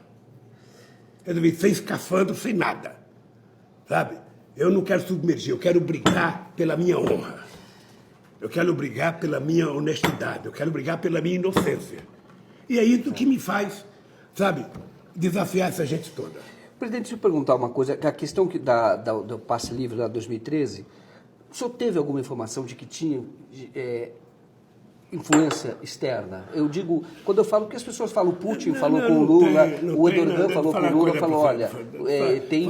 Falar uma coisa para você. Serviço secreto. Essa é uma coisa que eu sempre falo o seguinte, uma biografia de chefe de Estado, você não pode contar as conversas que você teve com outro chefe de Estado. Eu, sinceramente, estou convencido que o que aconteceu aqui no Brasil tem muito a ver com o que aconteceu na Primavera Árabe. Uhum. Não era uma coisa daqui de dentro.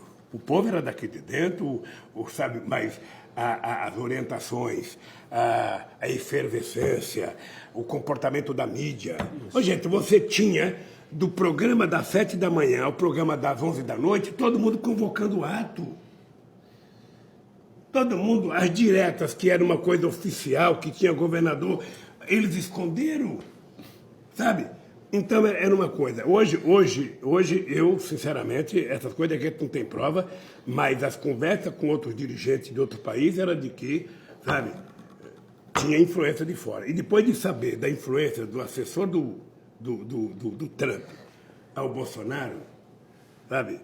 Lá tomar um café da manhã, E depois tudo. dos interesses da Petrobras, sabe, os interesses deles na Petrobras, das informações roubadas da Petrobras, sabe, as discussões do Ministério Público americano, eu, sinceramente, sabe, acho que teve dedo de fora. Presidente, a gente tem eleição municipal esse ano. Queria saber, São Paulo, o senhor desistiu da Marta? Foi só para Eu não decidi. causar? Como é que foi isso? Não, veja, Deixa eu só perguntar, o Haddad pode ser candidato? Prefeito? Deixa eu responder. Veja, eu respondi uma pergunta sobre a Marta Suplicy, sabe, que eu tenho um profundo respeito pela Marta, eu gosto da Marta, a Marta foi do PT há muito tempo, o PT nasceu, uma parte do berçário do PT foi a casa do Suplicy, sabe, quando a Marta não era nem petista, a Marta era apenas uma sexóloga, sabe, que atendia lá na própria sua casa, mas era muito gentil com a gente nas festas, nos almoços e tal. Então eu agradeci a Marta, sabe? A Marta, quando a Marisa morreu, a Marta foi no hospital Sírio-Libanês, ou seja, eu tenho gratidão pelas pessoas, eu não misturo tudo com a política. Tá? Ela saiu do PT, equivocada, ela estava com muita bronca da Dilma, ela queria que eu fosse o candidato a presidente, de qualquer jeito ela queria. Quando eu decidi não ser, ela ficou puta. Depois ela resolveu sair do PT. Bom, aí é da responsabilidade pessoal dela. O cara perguntou, e se ela voltar? Se ela quiser voltar, ela tem que conversar com o PT. Eu citei o exemplo que a Luísa Erundina já tinha voltado, saiu, voltou. Outras pessoas já saíram e voltaram. E que a Marta foi uma grande prefeita aqui em São Paulo. Tá? Então eu acho que a Marta ela tem muita relação com o PT, ela tem muita relação, tem muita gente do PT que foi secretário dela, o Rui Falcão foi vice dela, sabe? O Haddad foi secretário. O Haddad foi secretário dela, então o Gilmar Tato foi secretário dela, tem muita gente. Então, se ela quiser ser candidata por outro partido político, ou quiser votar para o PT, ela só tem que conversar. O PT pode aceitar ou não, tem gente que não quer, tem gente que quer. O Haddad, Isso. ele será candidato se ele quiser ser candidato. Se ele quiser ser candidato, se ele dizer eu quero ser candidato, o PT vai bancar a candidatura do Haddad. Que é o nome mais forte. Mas do o PT. Haddad não está disposto a ser candidato. Sabe? E eu, sinceramente, chego a ponto de concordar com o Haddad. Ou seja, eu acho que o Haddad tem um papel a nível nacional. Você não pensa que é fácil você criar um líder nacional num país que não tem a cultura partidária. Não tem partido nacional no Brasil, a não ser o PT. Sabe? A cultura política do Brasil são partidos regionalizados. Sabe? São líderes caciques locais. Você pega o PMDB, que é um partido nacional, uma decisão do PMDB não é obedecida nacionalmente. Quando o doutor Ulisses foi candidato a presidente da República, pela lógica, ele deveria ter sido eleito. O PMDB tinha 323 constituintes, o PMDB tinha 23 governadores de estados, e ele tinha sido uma figura muito forte. Acontece que os governadores do PMDB, nenhum apoiou ele. Ele ficou solito. Ele me disse um dia o seguinte: Lula, você não sabe. Quando eu comecei a ser candidato, eu ia gravar o programa com a Popovic. Silvia Popovic, isso mesmo. Eu ia tanta gente atrás de mim que não cabia no auditório. Quando chegou no fim da campanha, eu ia, não tinha nem motorista para me levar. Por quê? Porque ele foi abandonado. O Cuesta saiu do governo do Estado como o grande fazedor de obra. 4% de voto. Porque o partido não existe a nível nacional. Existe um líder no Pará, para o Pará, mas que não tem compromisso. Então o PT é o único partido que tem esse centralismo democrático de verdade. Tomou uma decisão, todo mundo tem que cumprir. Então, eu acho que o Haddad ele teve um papel muito importante. Ele poderia ter ganho as eleições. Tá? Eu acho que determinadas coisas que jogaram na televisão pegou contra o Haddad exatamente porque o Haddad era pouco conhecido. Mas ele teve uma participação extraordinária, sabe?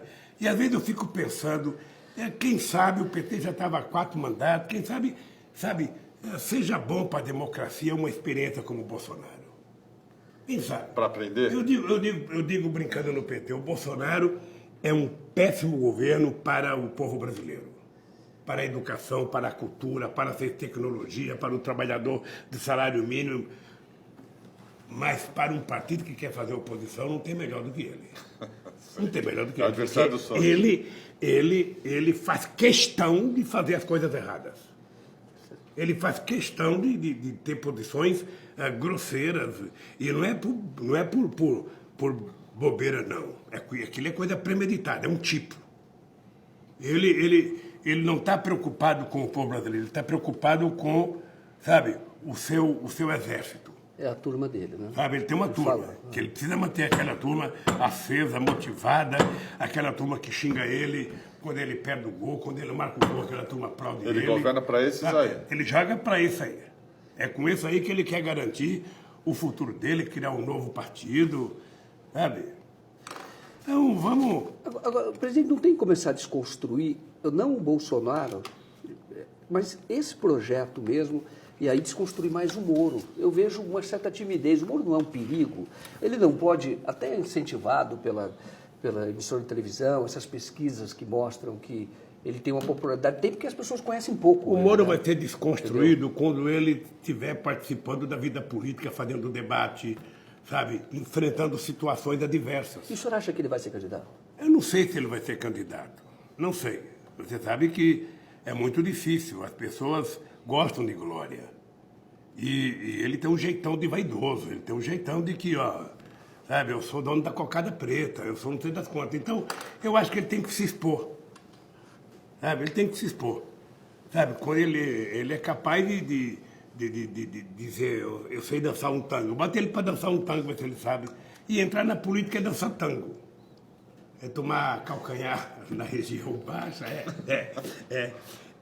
dar os passos que a perna nem vez alcança o tamanho do passo. Então, agora ele está protegido, né? Está protegido. Isso. Não. Há um objetivo que é proteger o Moro. Tem um muro de Berlim em volta dele para não deixar nada mexer com ele. Nada, absolutamente nada. Ele só vai começar a aparecer o que ele é quando ele se expor. Ele vai participar de debate, vai enfrentar debate, vai... Nas vezes que ele foi publicamente na Câmara, ele fica desmoralizado. Porque se percebe que ele é fraco, se percebe que... Ele até dá branco aos jornalistas, não pergunta isso para mim. Não pergunta isso para mim que eu não Ou ele gosto. sai, né? Você Ele sai e não responde. Essa pergunta é desagradável, você não poderia fazer para mim. É assim. Não estava combinado. Sabe? Você lembra de uma coisa? Quando eu fui lá prestar um depoimento para eles, tem uma hora que eu falei o seguinte, ô Moro, eu vou sair daqui e vou encontrar com 8 netos e com uma bisneta. Eu posso dizer para eles que eu estou sendo julgado por um juiz justo, que eu vou ter um... Ele vacilou e falou, pode. Eu falei, e por que você me condenou? Ele falou, você vai ter a condenação, vai ter um TRF-4. TRF-4, é isso? É isso mesmo. Então, ele é muito inseguro. Uma coisa é ele sentado numa mesa, protegido pelas câmaras, sabe? Protegido pelo jornalista, sabe? Olhando o Código Penal. Outra coisa é ele se escancarar. É ele sair do armário, sabe? Sair do protecionismo dele para o mundo livre da política. Aí é que ele vai ver, a gente vai ver se ele tem qualidade, se ele é bom, se ele conhece além do Código Penal. Nem o Código Penal ele não conhece porque ele sabe que não podia me condenar pelo que ele me condenou. Mas, de qualquer forma, sabe? Faria bem para a democracia, né? Faria bem. Aí vai ser o Moro livre. Se expusesse. Seria né? ótimo ele participar do debate, não apenas comigo, com os outros candidatos. Sabe? Eu adoraria. Presidente, como é que está a sua agenda aí para os próximos... Já que estamos falando da eleição municipal, deixa eu fazer uma pergunta. Como é que o senhor pensa em construir uma frente, uma espécie de uma frente ampla, Não, possível construir uma frente ampla aqui no Brasil, que nem no Uruguai, para essa eleição? E como é que o senhor está se preparando? Como é que vai ser a sua agenda? Ô, Joaquim, quando eu deixei a presidência, eu fui até o Uruguai. Eu queria conhecer bem a frente ampla, eu queria saber se era possível construir no Brasil uma coisa igual. Mas uma frente ampla você só constrói se os partidos quiserem. Ninguém quer abrir mão.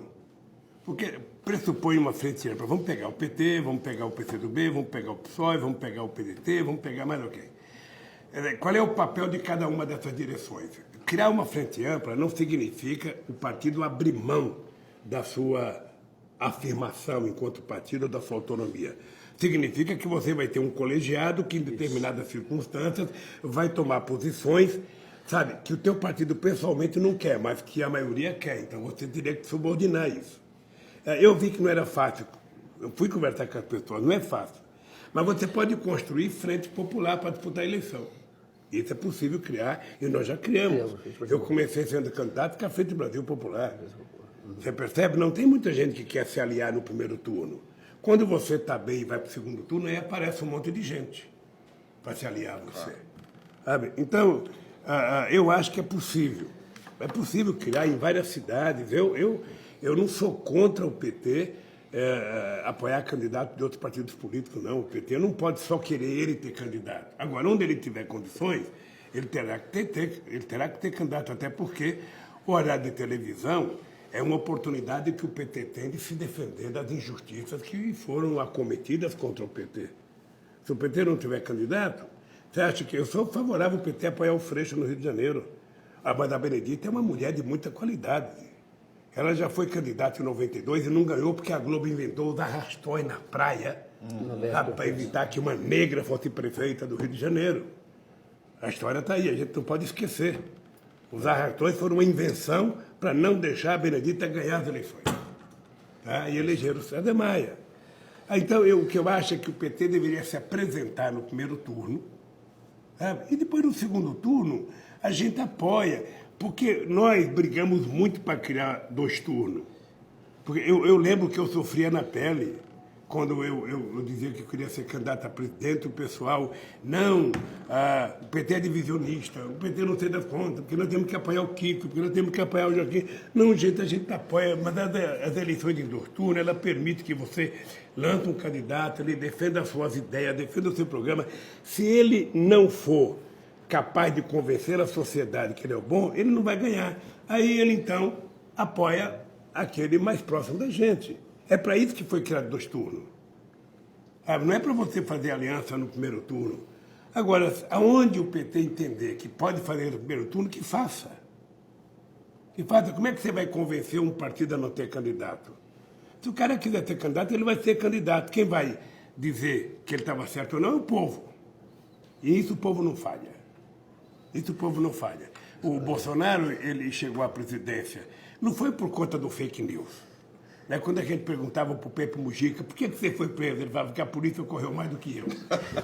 Então, o Bolsonaro não ganhou só por causa do fake news. O fake news foi uma ajuda ilegal que ele teve e que ele criou, que funciona até hoje. Ele ganhou porque uma parte do eleitorado democrático desse país, ligado a setores mais conservadores, preferiram votar nele que votar num cara como Haddad. Simples assim. Sempre assim. Eu já tinha visto nas 7% eleições. dos votos Eu já tinha visto nas eleições para prefeito. Pro Bolsonaro. Eu já tinha visto nas eleições para prefeito. Eu tentei convencer o Haddad de fazer uma campanha do Haddad, uma campanha que era a seguinte: uma cidade que tem como candidato Fernando Haddad e o... Bolsonaro. Não, o nosso vice. Do PDT, gente. Chalita? Chalita. Pô, Chalita, desculpa esquecer, é que velho vai esquecendo as coisas. Então, uma chapa que tinha, sabe, Haddad e Chalita não poderia perder pro Dória. Não poderia. Ô, gente, é o seguinte, é você largar uma barra de ouro humana para pegar uma barra de lama. A qualidade do Haddad e do Chalita era muito grande. 2 exímios, sabe, educadores. 2 pessoas fantasticamente jovens, sabe? E o povo preferiu a grosseria, sabe?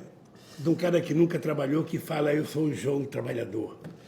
Mas ali houve uma manipulação também da Lava Jato. Na véspera da eleição, foi feita a denúncia do PowerPoint. Com o PowerPoint, quando colocou o PowerPoint, então, prejudicando, né? Então, de vez em quando o leitor comete esses erros, sabe? E eu acho que o PT também, às vezes, comete erro. O PT também pode errar na propaganda, pode errar na escolha do candidato. A Marta... Olha a autocrítica aí. A Marta... Você vai fazer essa autocrítica? Obrigado por falar em autocrítica. Sabe o que acontece, Kiko? Tá devendo autocrítica. Eu fico absurdo. Quer dizer, o cara que senta comigo e fala, Lula, faça autocrítica, é porque ele não tem crítica a fazer. Ora, se ele não tem o que me criticar, por que eu vou me criticar? Ora, se eu passar a me criticar todo dia, para que oposição? Sabe, é uma bobagem, uma loucura. Eu nunca vi o PSDB fazer autocrítica. Eu nunca vi. Eu nunca vi o Hitler fazer autocrítica, eu nunca vi o Mussolini fazer autocrítica, eu nunca vi o Bush fazer autocrítica, o Trump fazer autocrítica. As pessoas só querem do PT. Sabe, eu nunca vi ninguém, sabe, que quebrou esse país como Fernando Henrique Cardoso 3 vezes, nunca fez autocrítica. Agora o PT faz autocrítica. E tem hora que o PT fica se explicando. Sabe? Eu, sinceramente, tenho grandes autocríticas para fazer. Eu deveria ter feito mais do que eu fiz. Mais pobre na universidade, mais salário mínimo, mais empregada doméstica legalizada. Regulação sabe? da mídia. Mais pobre viajando de avião, mais pobre indo de avião para qualquer lugar do mundo. Sabe? Aumentar mais o salário mínimo, aumentar o Bolsa Família, mais minha casa, minha vida. Eu deveria ter feito mais isso. Essa é a minha autocrítica. Eu não sei o que o pessoal quer que faça autocrítica. Sabe? Então, as pessoas perguntam, e eu vejo o PT, às vezes, com dificuldade, eu vejo a quantidade de crítica que faz a Gleite. Gleite, não faz autocrítica, não faz autocrítica. Ô, companheiro, pelo amor de Deus, diga qual é a autocrítica que você quer que ela faça. Porque se você disser, você está fazendo uma crítica, eu posso me defender. Sabe? Então, vamos parar de cobrar do PT o que vocês não cobram de ninguém. Sabe? E o PT é cobrado desde que nasceu. Eu comecei a pensar no PT quando a gente começou em 79 a luta pela, como é que fala, pela criação de novos partidos. Tinha PMDB e Arena. Aí quando eu fui num palanque que eu disse que queria criar o PT, eu fui vaiado pelo pessoal do PMDB. Eu falei, porra, vocês estão me convidando para participar de um movimento pela liberdade política. E eu falo de criar um partido, vocês me vaiam. Que liberdade que vocês querem? Que eu apoie vocês? Então não tem liberdade. Então, o PT, é como diria a Maria da Conceição Tavares, que tá doente, ela ia criticar o PT, ela falava, o PT é uma merda, mas é a minha merda. Ele não presta, mas ele é o meu partido. Sabe? É como a tua família. Você pode ter um problema com o filho teu, você pode ter um problema com a tua mulher, você pode ter... Mas você vai permitir que alguém na rua vá avacalhar a tua família? Não. Ah, não. O PT é minha família. Então o PT tem defeitos, são os meus defeitos. O PT tem virtudes, são minhas virtudes. É isso, gente. E que apareça alguém para construir um partido melhor. O que o PT não pode esquecer é a razão pela qual ele nasceu e foi criado. O dia que o PT esquecer isso, não há uma necessidade do PT. Presidente, qual a agenda esse ano? O que o senhor vai fazer? Não, a minha agenda é o Caravana, seguinte, eu retorna? estou numa fase que é assim, eu estou definindo a minha vida pessoal, a minha vida política. Eu não sei aonde ainda que eu vou morar, eu estou em dúvida, sabe? Tem muita gente que acha que eu tenho que ficar em São Paulo mesmo, tem muita gente que, sobretudo muita gente, eu e a Janja estamos querendo ir para outro lugar, mas essa coisa eu não decido sozinho não, porque tem implicações de segurança, tem toda uma série de coisas que não dependem de mim. Eu pretendo, sabe, ajudar o PT em todos os municípios que o PT tiver candidato a prefeito, não só gravando programa de televisão, programa de rádio, mas indo nos principais lugares. Eu pretendo fazer algumas caravanas de cultura no país, que eu acho que nós precisamos, sabe, recuperar o respeito pela cultura brasileira que esses caras estão desmontando. Eu fiz aquele no Rio de Janeiro, agora precisamos fazer um em São Paulo, um em Minas Gerais, um em Pernambuco, um na Bahia, um no Ceará, para conversar com os artistas locais e defender essa gente, porque um país nunca será um país bom se não tiver uma cultura muito viva, uma cultura muito acesa, uma cultura que respeite a diversidade, sabe, cultural. Então eu quero fazer isso, pretendo casar, sabe? E vai pra praia agora? Enquanto a Jo já está disposta a casar.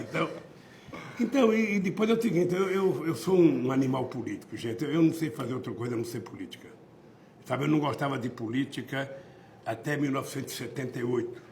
Eu fiz um discurso dizendo, eu não sou político, não gosto de política e não gosto de quem gosta de política. 2 meses depois eu estava ajudando o Fernando Henrique Cardoso na campanha para o Senado, e não foi a pedido dele, foi a pedido meu e dos sindicalistas. Depois, 2 anos depois, estava criando um partido político. Eu jamais imaginei ser candidato a vereador, daqui a pouco estava sendo candidato a governador, daqui a pouco estava sendo candidato a presidente da República. A única coisa que eu queria ser, na verdade, era deputado constituinte, e fui o mais votado dos constituintes. E depois eu desisti, sabe? Não quis mais ser deputado. E aí enveredei para a vida política. É importante que a gente já saiba que eu não vou fazer promessa. Em 78 eu prometi para a Marisa, é minha última atividade no sindicato. Terminou meu mandato, eu estou fora. O que aconteceu? Sabe? Fei a cabeça na política e nunca mais saí. Então, sabe, para quem gosta de beber, a política é um bom aperitivo e a gente não larga nunca. Para quem gosta de rezar, a política é uma boa igreja, não vai largar nunca. E eu estou nessa. Eu não tenho como viver sem fazer política. Gosto de política, acho que somente a política pode consertar esse país. Quem achar, sabe, quem achar que a solução do Brasil está em Harvard, vai quebrar a cara, como quebrou com o Jânio Quadros, como quebrou com o Collor e como vai quebrar com o Bolsonaro. Tem que ser da política, porque se for da política, você cobra. Se for da política, compreende. Se for da política, você, sabe, tem como resolver. Mas fora da política, não tem. Os militares foram no governo, ficaram no governo muito tempo no Brasil, não foi o primeiro golpe, e não tiveram solução. A solução é política e vergonha na cara. Quando a gente tiver tudo isso, está tudo resolvido. Presidente, para encerrar, o pessoal que está aí desanimado com o Bolsonaro, o PT volta ao governo? Os progressistas voltam ao governo? Eu vou lhe contar uma coisa, olhando bem para a tela, não sei qual é a tela, mas é o seguinte. Nunca o Brasil precisou tanto do PT como agora. Eu disse isso no encontro do PT. Nesse instante em que o Brasil voltou aos patamares de pobreza diante de eu chegar ao governo, o Brasil precisa, como nunca, que o PT volte ao governo para fazer a economia crescer, para fazer o salário mínimo aumentar, para fazer transferência de renda, para fazer os pobres voltar a ter universidade, para voltar a fazer investimento em ciência e tecnologia, para voltar a utilizar o resto do petróleo para financiamento da educação, para fazer mais habitação e para melhorar a vida do povo. E para que o Brasil recupere o direito de andar de cabeça erguida no mundo, a sua soberania e a sua decência. Portanto, eu sou um que vou brigar muito para o PT voltar ao governo. Presidente, deixa eu encerrar aqui. Queria agradecer a todo mundo, uma equipe técnica maravilhosa, o Joaquim, o Crispiniano, o Marco, sobretudo o presidente Lula, aqui, primeira entrevista do ano. Muito obrigado, foi um prazer conversar com o senhor. O que eu quero só avisar para você do meu respeito pelo DCM.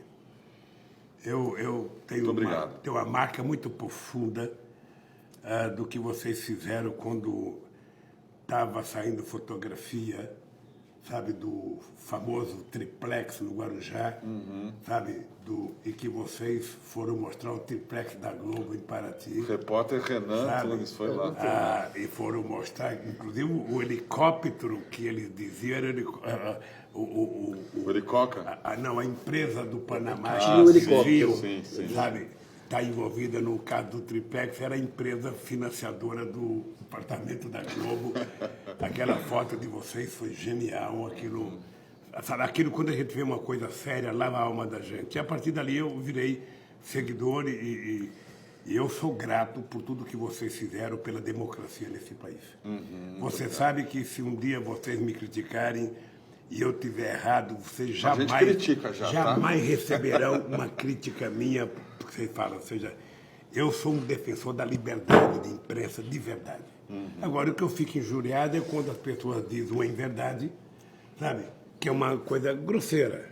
Então, eu quero dar os parabéns para vocês, para você, para o Joaquim, sabe, e dizer que eu espero que vocês continuem, e espero que, se o PT voltar ao governo, o PT possa ter, sabe, pela mídia alternativa, o respeito que a gente não conseguiu ter no nosso mandato, porque a gente deveria ter ajudado mais com transferência de recursos, mais equitativo, sabe? Menos pagando as emissoras e mais para a mídia alternativa desse país. Então, boa sorte para vocês. Muito obrigado. Obrigado pela entrevista. Mídia aqui não é mais alternativa. Obrigado, pessoal. Obrigado aos nossos leitores. Continuem conosco. Voltamos às 4, depois às 9.